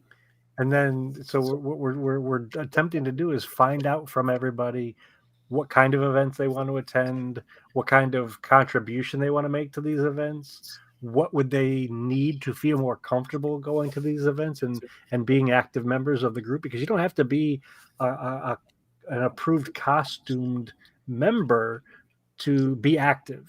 Mm-hmm. There are many ways in which you can contribute and help out and still be an active part of the group.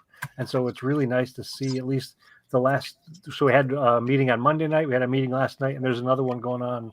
It might be ending right now, but we've had 3 meetings in a row where we've had people come together and talk about it. So it's really nice to see that folks are actively involved in these conversations. And so that's the is you want people to enjoy it, because it is scary if you're new, Yeah. I mean, And John's new to the group, so, and it seems like Ohio did a good job of welcoming you to the group. Oh yeah, for sure. Everyone's been super helpful, super welcoming. So I haven't had any complaints thus far. That's how our group is too. I mean, it's ours is just big enough that when you get over 100 and some people, you can find the groups of people that work well for you. And well, you also, with your situation, John, you came in a different way than most. You came in with your gear ready to go.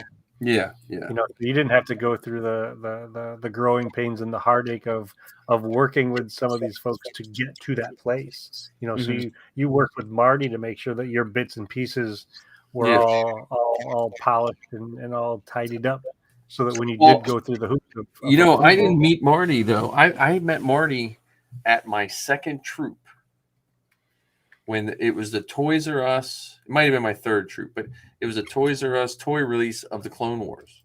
So it was probably like my third troop. And he was a Vader. That's where I met him. He was doing Revenge of the Sith Vader. And I remember I was like, oh, you tall guys get all the good. I was just joking around. And then he took his lifts off. He's like 1 inch taller than me. I'm like, oh, I guess I could do a Vader, And now look at you, 15 years later. Right. I've had this Vader for 10 years. I've had the helmet for 10. I was we had a place, Luke Cannon Armory.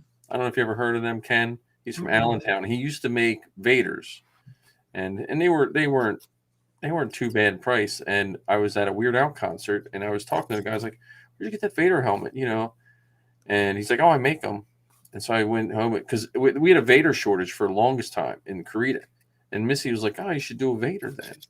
And so I started, and then all these Vaders reappeared, and I was just like, you know what? And I started working on Sabine. So then I was like, okay, I'll have to, take a break from Vader.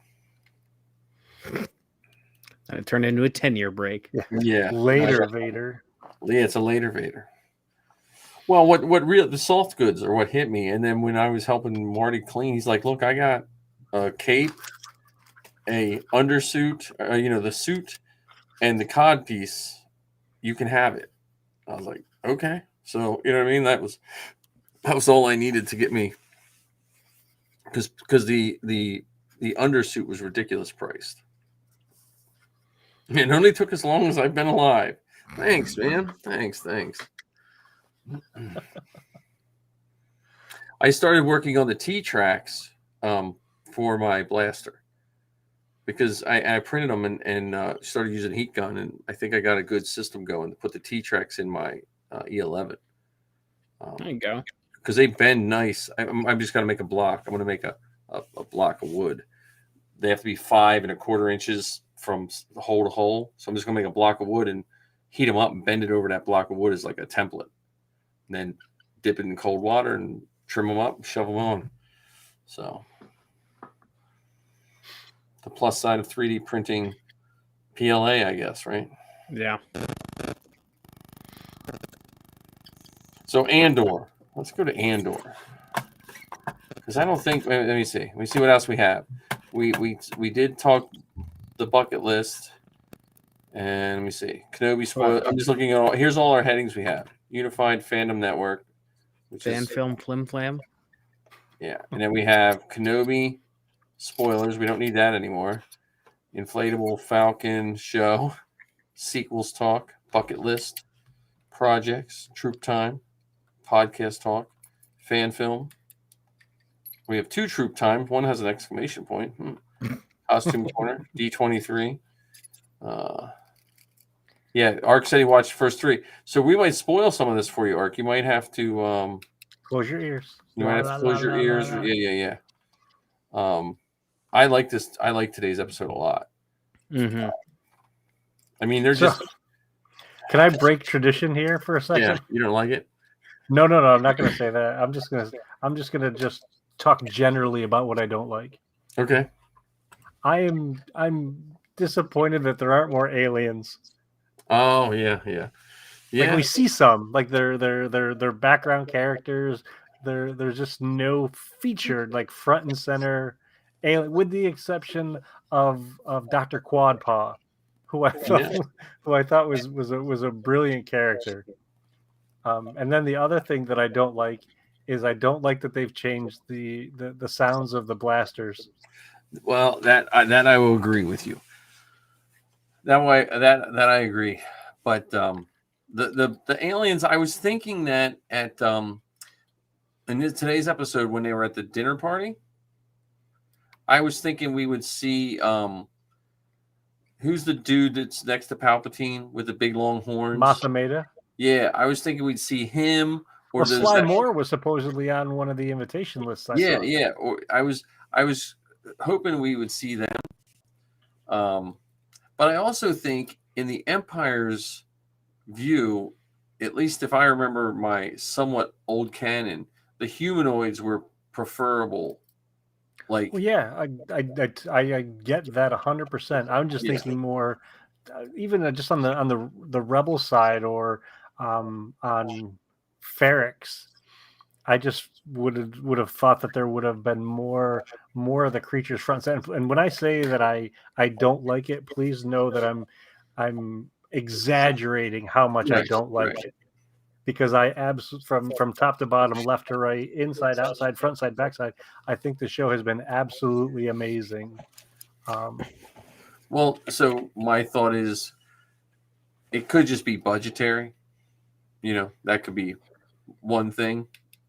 Like just, and I'm saying like if you're filming on location with aliens is way different than if you're filming in the volume. Like if you got to paint a whole bunch of extras to look like Twi'leks every day you're shooting some scenes. But I also wonder, and this is what I hope is more true, is just like the rebellion seems like a slow burn. Maybe that will be a plot point where they realize, hey, we have to bring, like, maybe the rebellion realizes that they're a little like racist, almost like the Empire. Like, hey, we got to bring other people in, Yeah, especially considering, I mean, Akbar was a big part of the rebellion. We know that in Clone Wars, the Empire did a lot of bad stuff to Ryloth. So you mentioned Twi'leks and stuff like that. Yeah.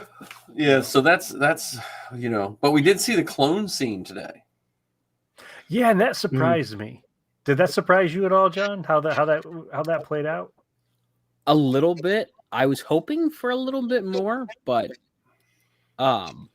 happy that we finally saw it, because it's funny. As I was watching it, so I actually went into work early to watch it this morning. But like I was just sitting there thinking, like, I mean, I feel like we're getting a little bit far in this season. We still haven't seen the clones, and then 5 minutes later is when they show up. I'm like, spoken into existence. Yes, I mean that was a flashback from 10 years. It had to have been, because that would have been right at the end of the Clone Wars. And when does this take place? Is this 10 years? This is 5 years BBY, I thought. Yeah, it's further along than Kenobi was. Oh, it is further along? Mm-hmm. Okay.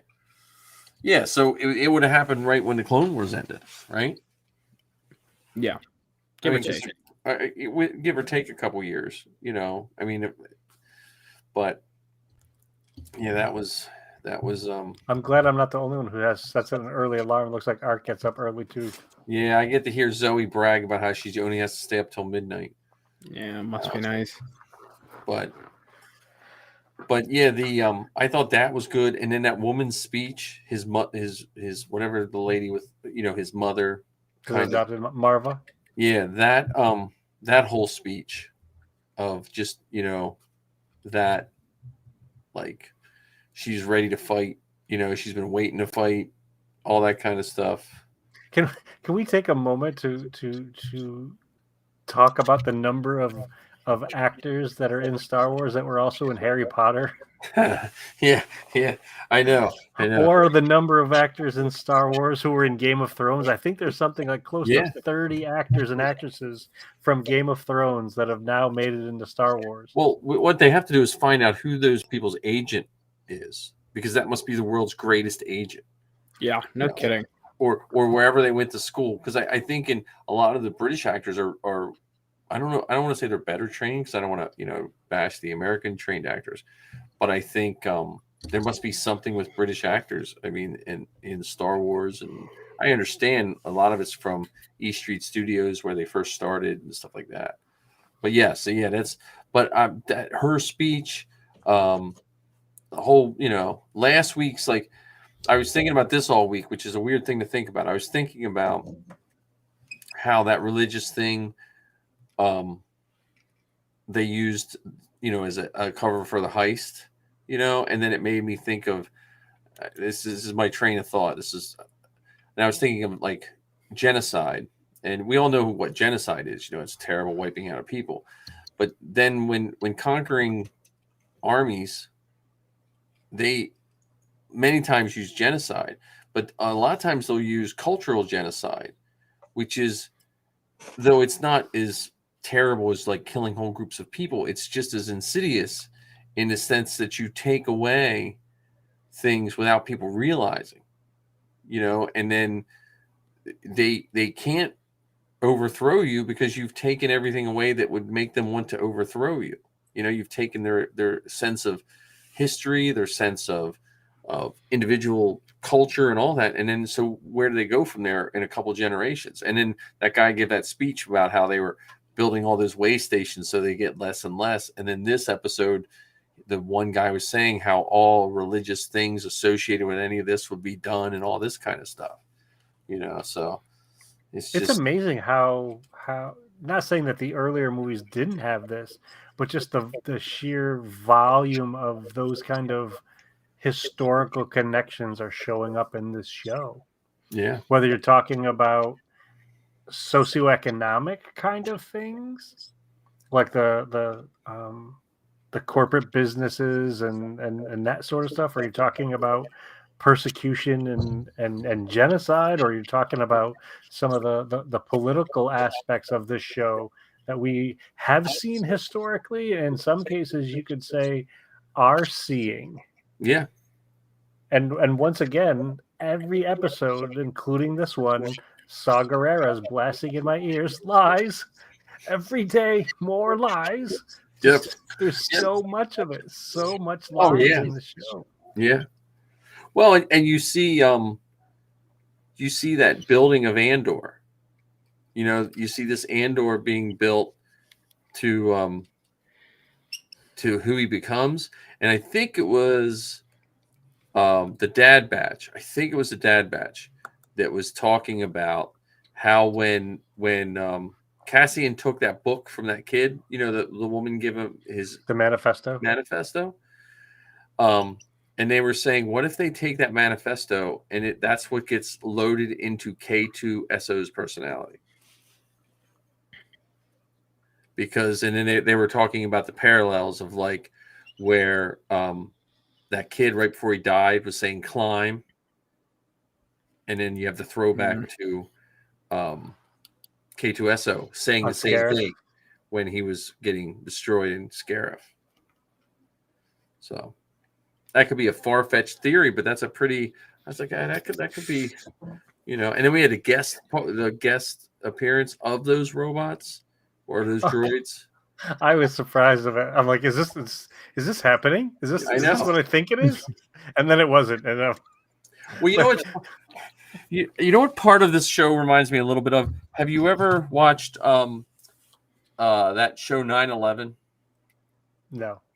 Okay, so it's a cop show. It's a it's Reno 911. No, 9/11. It's a new show. It's called.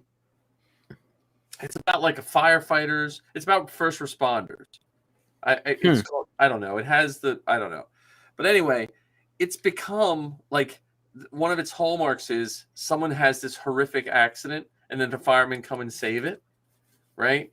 So in the later seasons, like just recently, you'll see a guy with a chainsaw standing on a roof cutting, and you're waiting. Okay, he's gonna like fall off and cut something, and then that doesn't happen, and then something like it's like a whole. They're almost trying to make you guess like when that tragic event is going to happen, and you think, okay, the chainsaw didn't work, but he's reaching for his ladder. The ladder is going to fall, and then that doesn't happen, and so it's like with Rogue One and all these things are like, is that where he meets K2SO? Is that where this happens? Is that what I mean? Is Saul coming around the corner at any minute?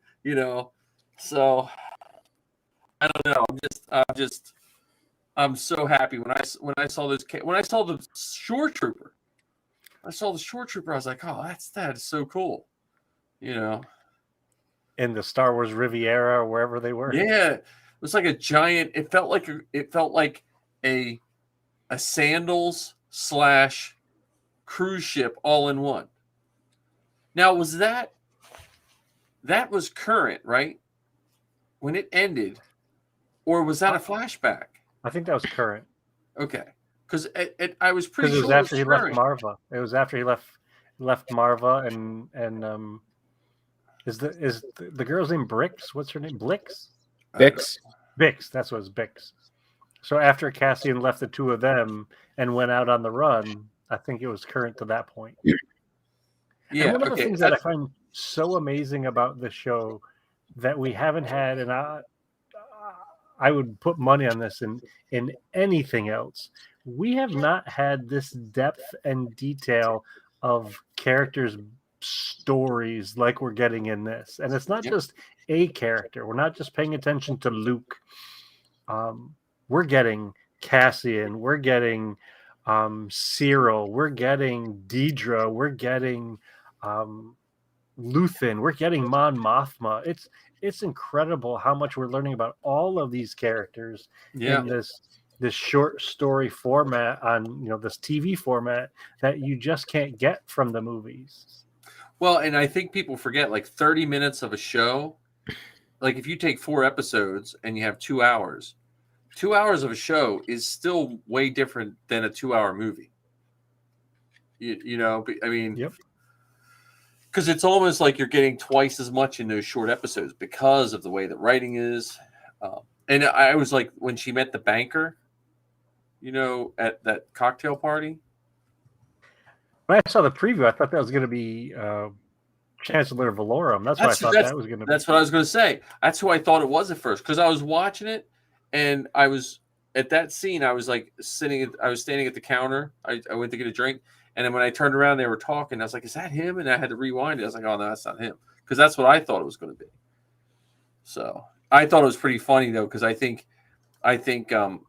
he was very surprised. I think he thought he was going to be like the badass like rebel, and then she's like, she kind of turned his words around on him. So one of the other things I think is very interesting about this is they're subtly bringing in new makers, and it doesn't seem like the people who watch the show, the fans, the critics are picking up on it as much as they have in other series. yeah. So this arc that started with this episode today wasn't it ended with this episode, right? Yeah. So Yeah. Was this episode 7? Mm-hmm. Oh, this was 7. Okay, Yeah, this was 7. So this is the beginning of the next arc. Yeah. This is a different director. Yeah. This one was done by Benjamin Caron, which is a director that we haven't seen in Andor or anything else Star Wars related yet. Well, see, I wonder if, because we see things like we watch something, it was thought of, made, packaged, and sold to us way before we actually see it. You understand? Mm-hmm. So I wonder if the Mandalorian, because that was a risk, as much as it could have went, the Mandalorian could have went either way, because it had all the elements of being a great show, but it didn't have Boba Fett. You know what I mean? Like, so on paper, depending on who you talk to, it looked really good and everyone was excited. And I wonder if they were just like, okay, what's our approach of marketing this so we can appeal to different people in case the first episode doesn't get them. So they said, okay, well, let's promote it under all the different people making it. Does that make sense? Like someone sitting before, because it still had to be a risk. I mean, it was a new Disney Plus format. I mean, and I think of pre-Disney Plus, think of all the apps that Disney ran and tried to show shows on. It was a nightmare to try to watch Rebels when they first came out, And well, so that wasn't even on apps, wasn't it? Wasn't that on different cable channels? It was on a cable channel, but then it was on, you had to have a special app if you didn't have the channel on your cable company. Like I don't remember the app part. We had paid our cable bill, but then we had to pay for an app because it wasn't on our cable around here. It was, and then we had to buy it on iTunes. That's what we had to do because it wasn't on our cable here for a while, so it was not Disney XD or something was the channel. But if you didn't have the channel, you had to pay for it as an app or something. Oh, almost like a video. You bought the video of it or whatever, bought the episode. Yeah, so. But yeah, so that's what I'm saying. I wonder celebrating these directors like they did with the sequel trilogy, or even with Andor, or not Andor, but Rogue One. I mean, they talk about the director, they talk about this and the writer and so on. And with this show, they're really, so far they've only been showcasing Dan Gilroy and Tony Gilroy as the writers. But they deserve lots of credit. Don't get me wrong. But I'm saying, like, so you think of Mandalorian came off the heels of all the hatred for a very small minority of loud voiced people of some of the movies, and so that's what I'm saying. I wonder if how can we market this, and then how can we market this? And since Andor, at least Rogue One always seemed to dodge all the hatred, like people loved it, or some people didn't really like it, but they didn't really talk about not liking it. Rogue One always seemed to kind of be like that Teflon movie that everyone kind of liked. And I wonder if they were like, look, everyone liked it, so let's just stick with what's working, and because the only bumps that Rogue One had was this change of directors, which seemed to go for the best, and the commercial being shot with scenes that weren't in the movie. That seems to be the worst anyone ever had to say about that. I don't know. I just wonder how these, if they all have specific marketing, because it's the same with the volume. Depending on who you watch, the volume was the greatest thing ever, and then this shows they're like, we were filming on location, So, Yeah, I mean, I'll take it all. I'll take it all. They could film it all in a basement with green screen for all I care. If they keep writing like this, I don't care. No, that's the Han Solo Chronicles. That's a different thing. Oh, right. Yeah, well, that better get. I want to do some more of that too. And one of the other cool things that I really enjoy about it is it's Star Wars. Yes, it's that part can't be denied, and it's different because this isn't like the Bad Batch. This isn't like it's not even really like Rogue One either. It's its own thing, and I think that is fantastic. Just like the original trilogy was different than the prequel trilogy, and the prequel trilogy was different than the Solo movie. It's so much as possible to be different and still be in the universe. So much as possible to be different and still be fantastic and connected to all of those things that we love. Yeah, definitely. Well, I when that Star Destroyer went over that planet, when the girl was back at the camp, I was like, oh, that's worth it right there. I mean, I'm just curious if, like, we're definitely going to see Saul, right? But I'm still curious if we're going to see anyone else. Like, I would still love to see Krennic. I was hoping Krennic was the guy's uncle. Because at first, when he was sitting there, when he was sitting in his apartment, at first glance, I thought out the window was the Death Star. Like, when I was like, wait a minute, what? And I was like, oh no, that's just Coruscant. See, I'm hoping for the silly things. Like, I want them to either go by Dexter's Diner or have Dex just show up somewhere for some reason. Like he's delivering the Uber Eats or something. Yeah. He's door dashing. Well, he might have fell on hard times. Dex might have fell on hard times. So it might be Dex's food truck. Which would be a really funny nod to Jon Favreau, because he did that whole movie Chef about the food truck. Yeah. Well, and the ISB that whole exchange was awesome too, because I kind of knew that guy was going to, like, say she was doing really good. Like, I kind of felt that all of her snooping was eventually going to, get her, like, it was going to look at as a good light. So I kind of had that feeling, just, but they made it happen so believable and so real that even though I was kind of thinking it was going to happen, it still was a pleasant surprise. Yeah. And of all of the costumes in all of these shows, that's the one that's one of the ones that Heather said she'd be willing to wear. There you go. She would wear the white ISB uniform. She's like, look, you could wear one and I could wear one. Like, okay, let's see how can we make that happen. Well, you could get the one where John got his. Is nice. It is. It's really, you need different pants, but the tunic itself is really nice. Yeah, well, the pants you could probably. Yeah, this I can't, man.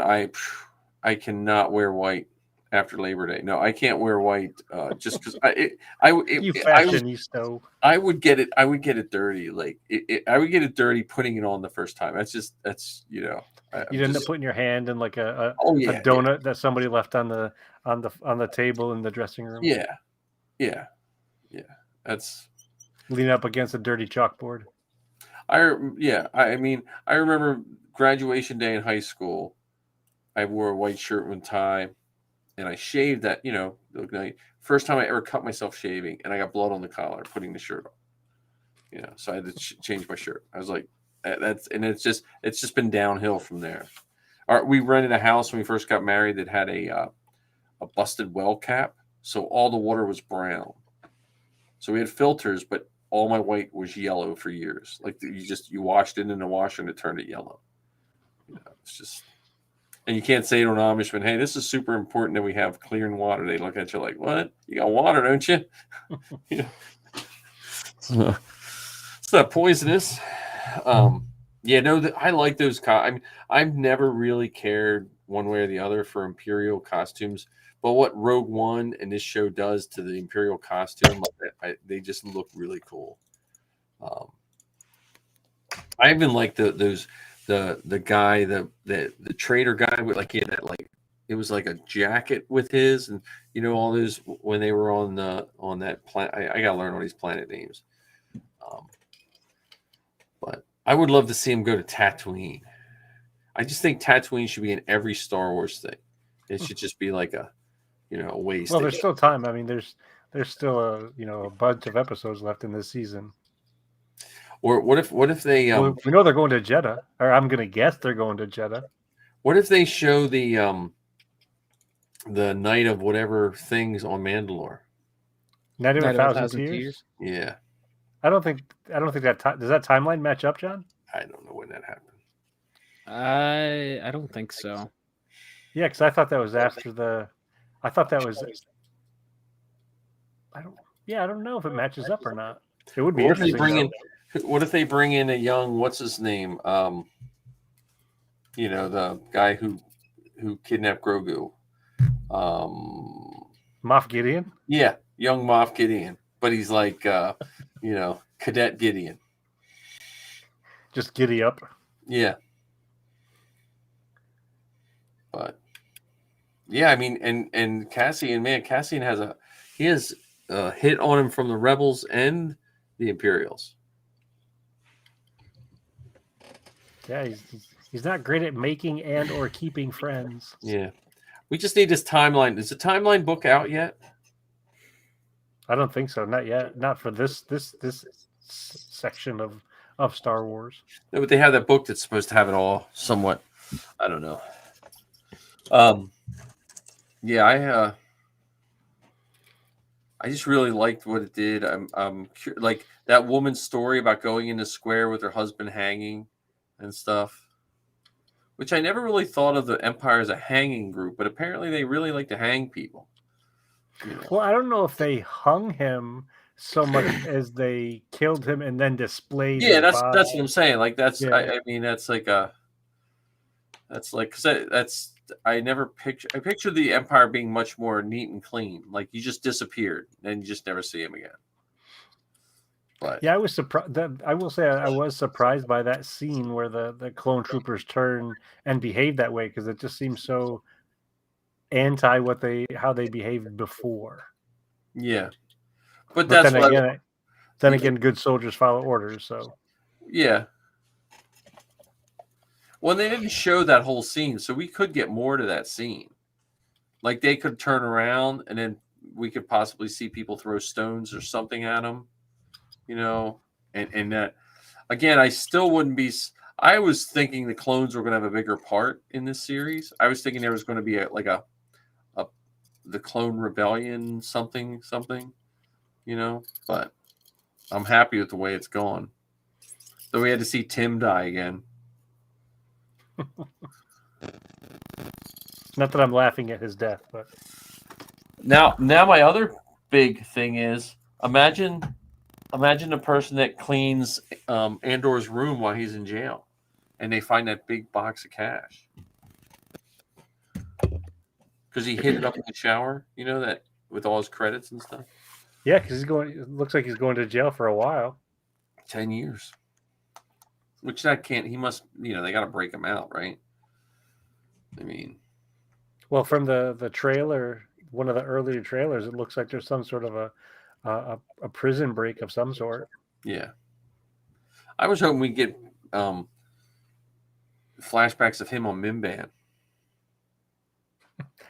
Working as a chef. Well, no, I was just that would to me Making would have been the cool cameo of seeing like Beckett and his people walk by, Or Han. or he serves Han some military flapjacks. Yeah.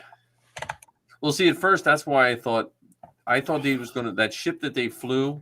I thought it was going to be one of those haulers that they the AT haulers that you were talking about. Yeah, that's what I was thinking they were going to take, but I don't know. Whatever they're doing, they can keep it up. I'm super happy with that. You know. Yeah, Yeah, I'll it's probably definitely watch working. it again tonight before I go to bed. Yeah. What'd you say, John? I said whatever they're doing, it's definitely working. Yeah. Yeah. Oh yeah. The and it's nice. It's nice for the variety. Like I just rewatched half of the half of the Book of Boba Fett. You know, and it's just nice. They're all different. They're different. They're the same enough to be Star Wars, but different enough to just give you a different. You know. Well, and it confirms kind of what they learned from Rogue One and Solo, is that you can have incredible stories that aren't about the space wizard monks or Yep. Anyone with magic powers. That doesn't necessarily make Star Wars. There's so much more to it than that. Now, do you think we'll see a lightsaber in this series? Season 1. I doubt it. Yeah, I don't know. A lightsaber turned on, because you could see one in what's his name's shop sitting on the back. Yeah. Because I saw the Temple Guard helmet today when he was talking. I must have missed that one. I don't know why it stood out to me. Yeah, there was slightly different angles of the shot this time than what we saw last time. And it was on the Temple Guard helmet for a while, because I'm not like one of these people that pick all that stuff they showed other than Star Killer's helmet and that one suit of Mandalorian armor. I didn't see any of that stuff until I saw someone show pictures and I rewatched, because I just don't, You're telling me you didn't see the rocks from Indiana Jones in the Temple of Doom? No, I saw the whips, but I didn't know they were whips until someone pointed them out. I say, "Oh, that looks like carbonite," but I didn't notice the whips until they were pointed out on TikTok or Facebook or something. But this Temple Guard one I saw like sitting right there, because that was one of those things I was thinking of printing years ago with my 3D printer, because I was thinking if I printed like all four, I think there's 4 different styles. I just thought that would make a nice display, So, but yeah, I'm curious. I'm curious what we see. I'm curious how they launder this money through. I'm like Saul. Like I'm curious what Saul brings them, or if the money brings in Saul and his partisans. So we've seen from the beginning. We've seen like one big trailer, and we haven't seen all the parts that were in that trailer yet. And we've got 12 total episodes, so we're over a little over halfway through the season. Right. So I wonder just how many more little surprises are in store for us. Yeah. I think this is, speaking of the trailer, I think this is the first time we have gotten over halfway through the show and not seen everything from the trailers yet. Right. Yeah, because before it would be what you saw in the trailer might have shown up in the first 1 or 2 episodes, Right? And all the rest was new. But we're like you said, we're 7 episodes in, and there's still little pieces. Like for instance, in this episode, it was the speeder bike and the Star Destroyer flying, over the Aldani. That was in the trailer, and that's from the 7th episode. Mm-hmm. I was waiting to see them.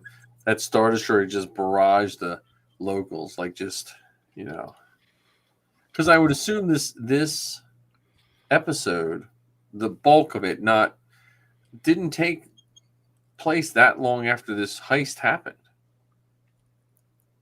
No, I thought it was kind of like right after. Yeah, because even when he went back to his home planet, that girl's face was still all beat up. Yeah,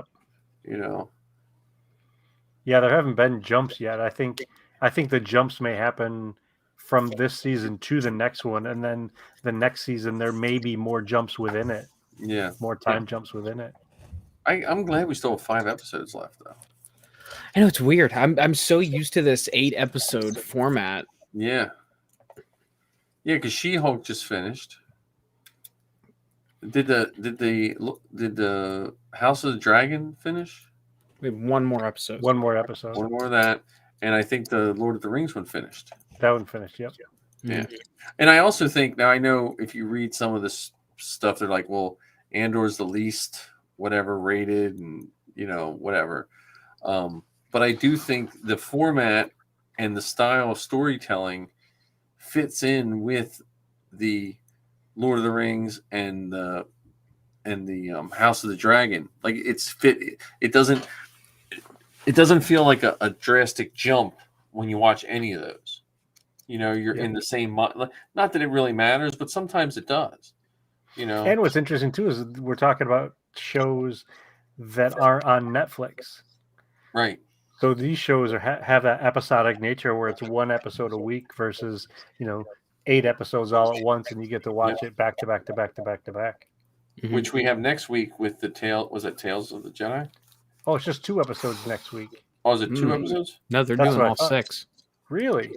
I heard they were dumping them all. It's because wow. they're shorts. They're not like feature episode lengths. Yeah, I think they're like 15 or 20 minutes 15 long or minutes, something yeah. like this. Yeah. Which they should be good. I love this. I love the Clone Wars style of animation. I mean, I like all of them, but that's the one that still is ingrained in me as Star Wars.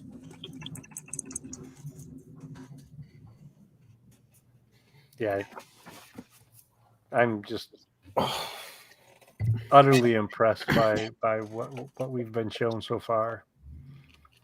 And we still haven't seen when Lucian's ship, Luthen's ship, because wasn't there a scene where it had like a cannon on top? Yep, he was involved in a little space battle. Yeah. And what's interesting about the space battle, it's funny that you mentioned that because the Star Destroyer in that space battle was one of the concept arts of Colin Cantwell for A New Hope.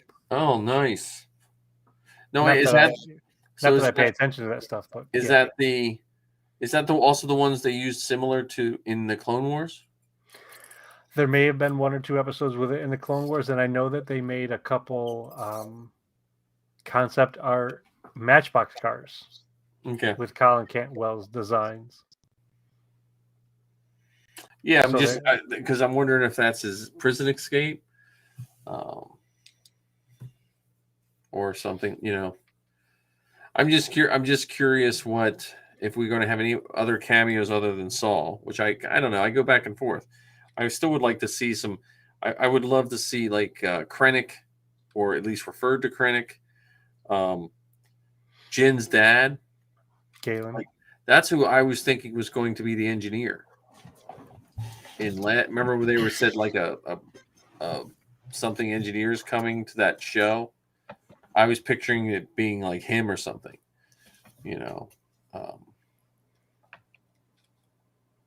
I would. This is what I would like to see. I don't think it'll happen, but I would love to see it. I would love to see Jar Jar Binks in the Senate. Yeah. He doesn't have to say anything. Just be sitting like looking all sad and depressed in one of those Senate boxes. Yeah, well, wasn't he like a jester? Sort of. He was definitely an entertainer for orphaned children back on Naboo. I didn't think that was. Is that still canon? Yeah, it was in one of the more recent novels. Ah. Yeah, it didn't show up in the movies anywhere or the shows anywhere, but it was. I think it was it a Charles Soule book? I don't know. I just one of the remember Aftermath books or something like that. Yeah, I think it was in one of those books. Yeah, I don't know. I just like even that, or see, Callus, Cadet Callus. Just like that. That's I know that I don't know if that's called fan service or Easter eggs or whatever you do want to call it. Like something like that is I still like the good cameo that I can lean over to Missy and say, hey, that's such and such. Yeah, to have it be related to a person rather than an object. Yeah. And to have it. So one of the things I like that I think is interesting about some of these things, these objects that we've seen. So the Naboo shield in the background, or the Cali Corey in Luthen's shop there. You know, super attentive uber nerds like the three of us pay attention to that. Yeah. And I think the casual fan, if they saw Jar Jar Binks in a Senate box, they would know who he was. They would be able to make that connection. They would, oh, I remember that guy. You know, so to have both levels of connectivity would be fantastic. Yeah. I'm not saying it's necessary. I just think it would be. I would like to see Jar Jar again because I'm such a fan of Jar Jar. Yeah. Again, I wouldn't mind seeing. I wouldn't mind seeing the clones. Something like, you know, we haven't seen Cody yet. You know, and I'd still love to know what's up with Cody. You got 3 months. Even any of them. What was that, John? Oh yeah, for Bad Batch. Yeah. What if they just kill Cody off? What if the Bad Batch just like shoots him and he just gets an unceremonious end to I'll his... never watch Star Wars again. It'll ruined ruin my the whole childhood. franchise. I will write a strongly worded letter to Kathleen Kennedy. Have you ever seen that the fan film George Lucas Ruined My Childhood or whatever? Or that documentary? No. There's like a documentary about someone made it. And it's not poorly done. You know. Someone took a lot of their I saw one, it was called like George Lucas versus the People or something like that. Yeah, maybe that's the one. But that one wasn't poorly done. I mean, no. I don't agree with it, but it wasn't poorly done. Yeah. If you watch any of the 501st ones, though, Old Sarge is in every one. Well, speaking of which, isn't there a new Netflix show that's supposed to be about the 501st? Oh, is it? Well, there's the UK one on Amazon Prime. Maybe that's what it is that I'm thinking of. Which, it's okay. I would find a copy on YouTube of Heart of the Empire is way better. But the UK one's okay, but it's, I don't know. It makes me appreciate professional people that make movies because the UK one and the Heart of the Empire both suffer from lack of editing. You know, like tightening it up a little bit. They didn't have Marshall Lucas on their side of the time. I guess it's just the Heart of the Empire. I have a copy. I had to buy it from Australia. It's a really good documentary about the 501st and stuff like that. And they do all these wonderful interviews. And they do some interviews with guys that aren't happy with it. But the one guy who had some grievances, they did a good interview, but then they kept letting him talk. And it not only undermined his points, you know, because it made him look like he was a little bit whatever, but it also didn't help the film. It just, I don't know. I was sitting there watching. I was like, really? They put this right in the middle? But you know, I'd love to see. Have you seen Zoe made her short documentary, Trooping in the Family? Have you ever seen that one? No. That one, that was one of her college projects. Is that on YouTube? It is. I'm gonna see if I can pull it up. I don't know.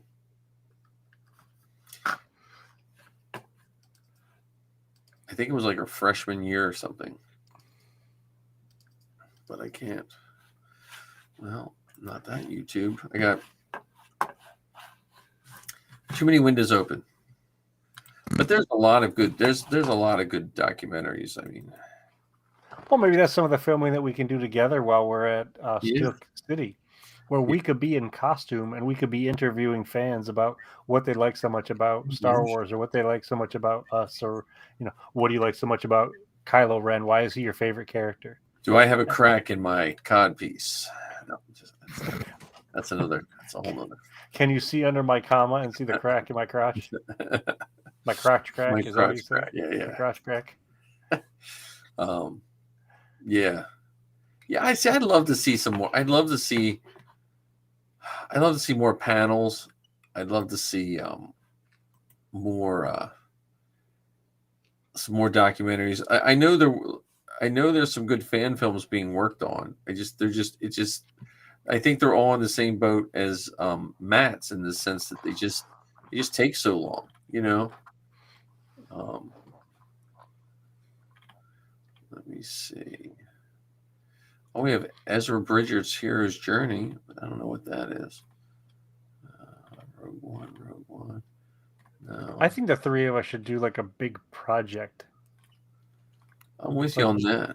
There's a guy in Pennsylvania who has a speeder bike that's attached to one of those motorized wheelchairs.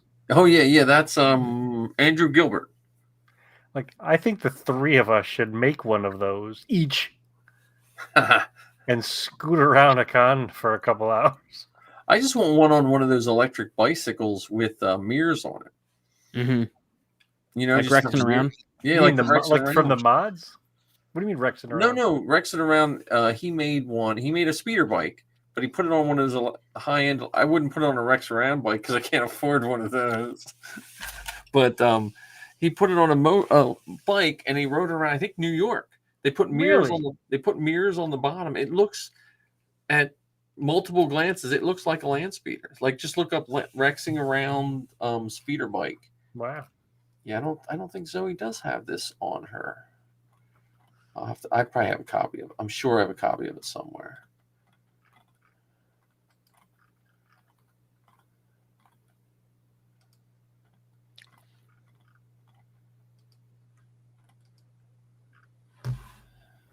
But yeah, I just want another fan film of some sort. You know. It's coming. Did you not see Matt's latest teaser? I know it's coming, but I need dates. Until I see a date written down in my calendar, it's not happening. Yeah, you know, because I'm the one that had to make Matt pin down a date. Like you need. Look, he's itching to film again. You need to start hounding him again. I know, but see, he. I know what's going to happen. He's going to call me like in 2 weeks and say, "Now, how many stormtroopers can you get me next week?" And I'll be like, zero. I mean, buddy. the first time I had to get him to commit to 6 months, and then we had COVID hit. You know. Yeah. And lucky for us, COVID hit because we would have never really got to meet John. But thanks, COVID. Yeah, there's a positive. You know. Exactly. That is weird that Dave got COVID at the convention, though. And he was the only one wearing a mask. So he might have got it somewhere else. Because we were all staying away. I consciously in public try to just keep my distance, you know. Keep your distance, Chewy. But don't look like you're trying to keep your distance. Yeah. Fly casual. Walk casual. Casual. Watching Marty and Chewy, man, it makes me want to get my Vader because my TKs are okay, but there's if you're a thin person, your TK looks better than someone my size. It's just I'm the first to admit it. I'm fine with that. But in a Vader, I can have a sweet looking Vader. I want to get Vader done. I have to put the strapping in the helmet. That's the scary part because I got to drill holes in this helmet. Ooh, you know, so I got to put the strapping in, and I don't have to drill holes. Yeah, I got to rivet. I got to rivet in this. It has to be strong. Just on the back. You won't see it. Not in the dome. In the face. Mm-hmm. I got to put like a nice. I'll have to. It's reinforced fiberglass, but then I'm gonna have to put a rivet or some kind of, or cut a slit and put a nice piece of Velcro that can, like, I can put it on, Velcroed on around my head. I'll put a headliner in it. That's the first scary part. The second scary part is the dome just has a fitting, so the helmet doesn't lock in place. So I have to cut a slit on the inside of that to put a peg so it slides perfectly straight, and then put some rare earth magnets to hold it on. Mm. So that's the scary part.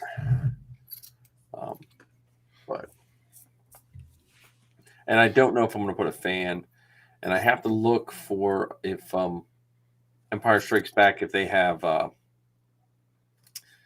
if he has screen behind the eyes. I can't remember if Empire Strikes Back has that or not. So, but I wore Marty's with a fan, and I can't deal because I could not hear a thing unless I get like a miracle ear or something like that and wear it, which I have thought about in costume. Because I imagine Mando buckets you can't hear much with them on, can you? Not a damn thing. It Yeah, depends. because I don't have fans in mine, so yeah, the TK is not too bad because you have the open ear caps and just the slight little cracks you can hear a little bit. Like my Sand Trooper, I can hear less because it's a tighter fit than my regular TK. But the Mando, that you don't have any catch. So, because I have thought in the past of like buying a miracle ear and like wearing it under my costume and just have a pinhole, like for the microphone to pick up sound. So, yeah, I still need to finish my TK. I've been looking at it. Well, I'm doing a Sand Trooper now, but yeah. I keep going downstairs and looking at that kit and just unfinished. It's like, God, I wish I wasn't so afraid to mess it up. Well, if you again, the start at the legs, because if you mess up the bottom of your ankle, no one's going to see it. Mm-hmm.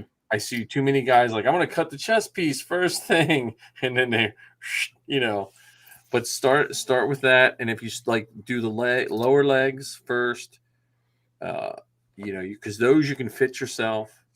And give yourself time to do it. Yeah.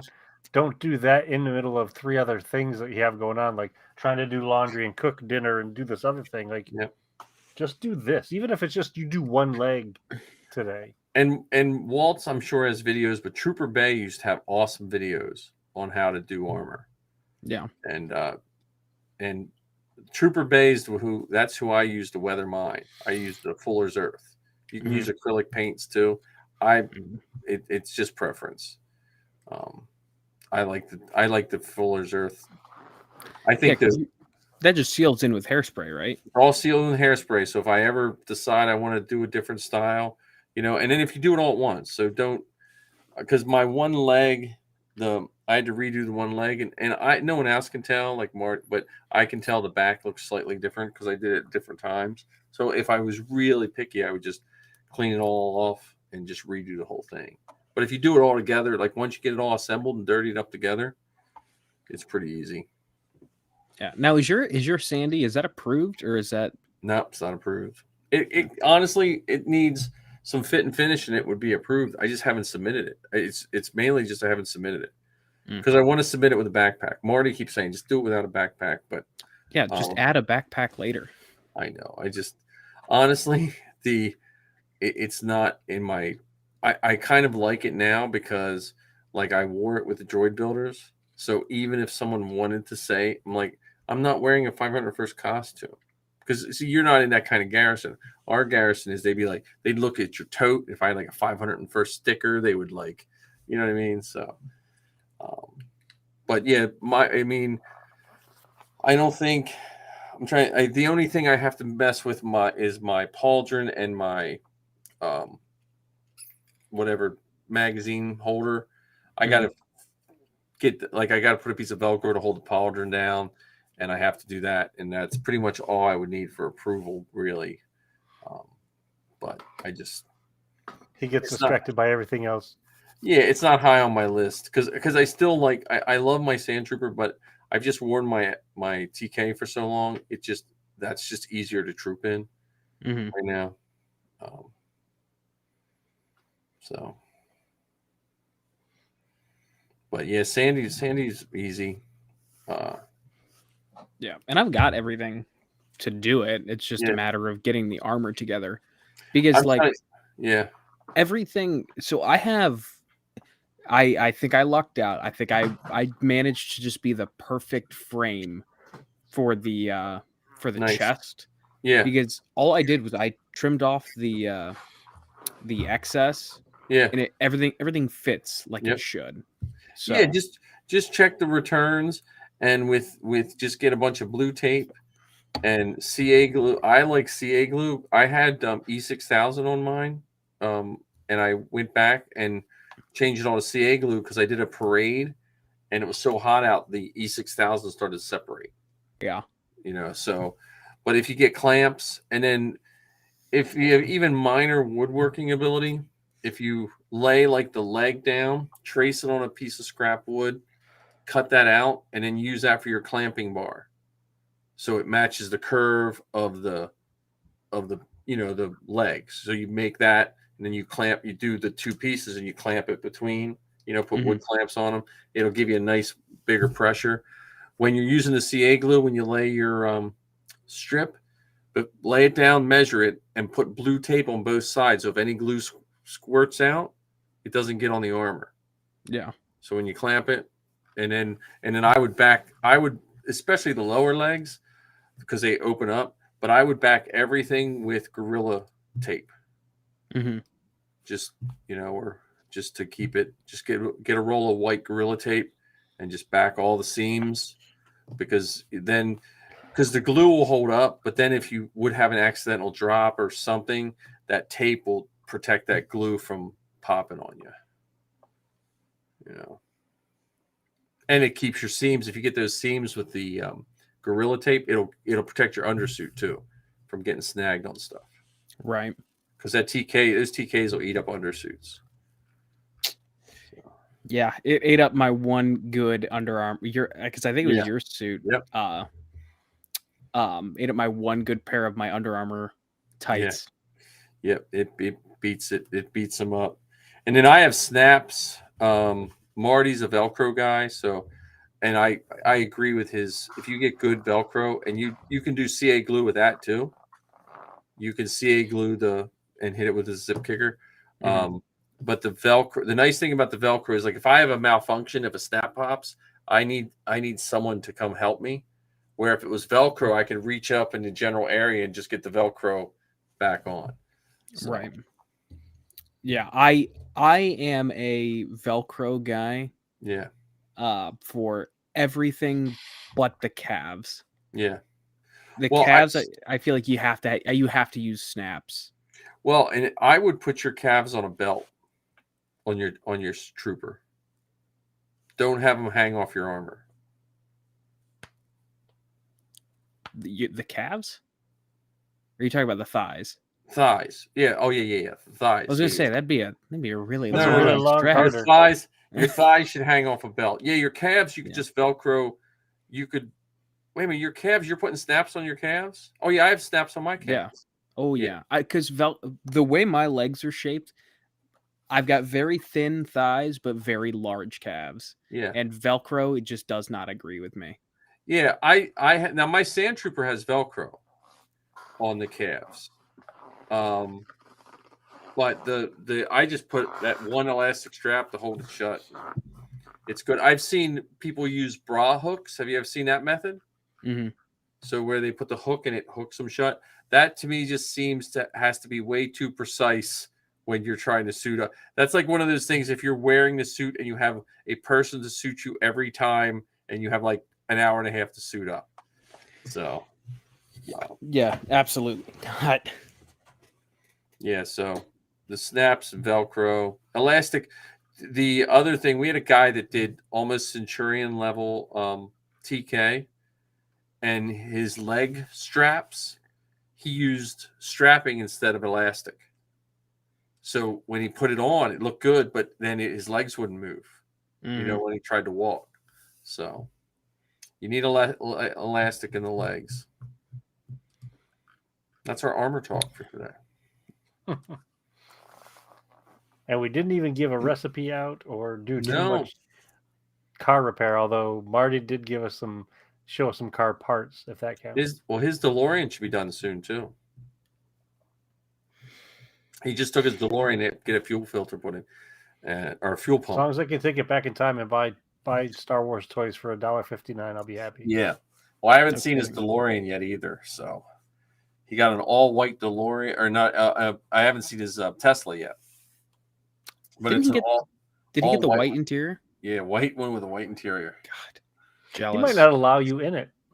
Oh, probably not. I told him I want to go out the. If you can't wear white, you shouldn't ride in white. I want to go get a meatball sub, a vegan meatball sub, and eat it on his front seat. So. It's a good thing it's leather. And actually, I've been inside of Teslas. They're quality leather. Yeah. Well, you can't ride in a Tesla then because it's leather. I can't buy it, as long as I didn't buy it. I rode in whose Tesla did I ride in? Anthony's. Yeah. That was it. I rode in Anthony's Tesla. That's pretty. It's pretty cool. I mean, Anthony's, like, I'm driving a 2007 Scion XB with 260,000 miles on it. My car is probably worth like what one tire on his car is worth. So it is not real leather. It is synthetic leather. There you go. Ooh, safe. That makes sense. I mean, that's more the like my fake leather Doc Martens last way longer than my leather Doc Martens ever did. So. But I pay an extra $20 for them too. So. I think we did another awesome episode tonight, guys. Yeah, man. Absolutely. It was fun. We got Andor is like one of those things where like it's proven that you can make a good weekly show. Yeah. Well, all these new weekly shows, there's a confidence level in these shows that all of them, like Lord of the Rings, House of the Dragon, Andor, that they don't have to dump them all at once. Yeah, and another interesting thing about it too is this show, unlike the originals, and in some ways unlike the prequels, they're using really seasoned actors and actresses for some of these spots. Yep. Yeah. You know, I mean, not Pedro Pascal, sorry. Diego Luna is no slouch as an actor. Right. And I'm not saying Mark Hamill was a slouch as an actor, but when he was in A New Hope, he was not a seasoned actor. He was, but man, they really, really do a great job of delivering their lines and showing the conflict, the frustration, and or lying with a straight face. Yeah. Well, and again, and even the character actors, like every actor on Andor seems as good as the next. You know, like even Tim, who I didn't like. You know, it just seems like a good, well-rounded crew of people. And I think that's one thing Star Wars has always had is that variety of people on camera. I don't want to start a whole new tangent, but it's more like if you watch Battlestar Galactica, and I have a lot of friends in the Battlestar Galactica costuming group, so I have high respects for all those, and Howard and his Cylon and all those guys. But if you look at Battlestar Galactica and you look at all the people, background, I'm not talking about the new one, I'm talking about the old one. There was no like normal looking people. Like they were all actor grade looks or model grade looks. You know what I mean? And they all looked like that. Where, you know, Star Wars, it looked like, you know, Uncle Owen looked like he could be someone's uncle. You know?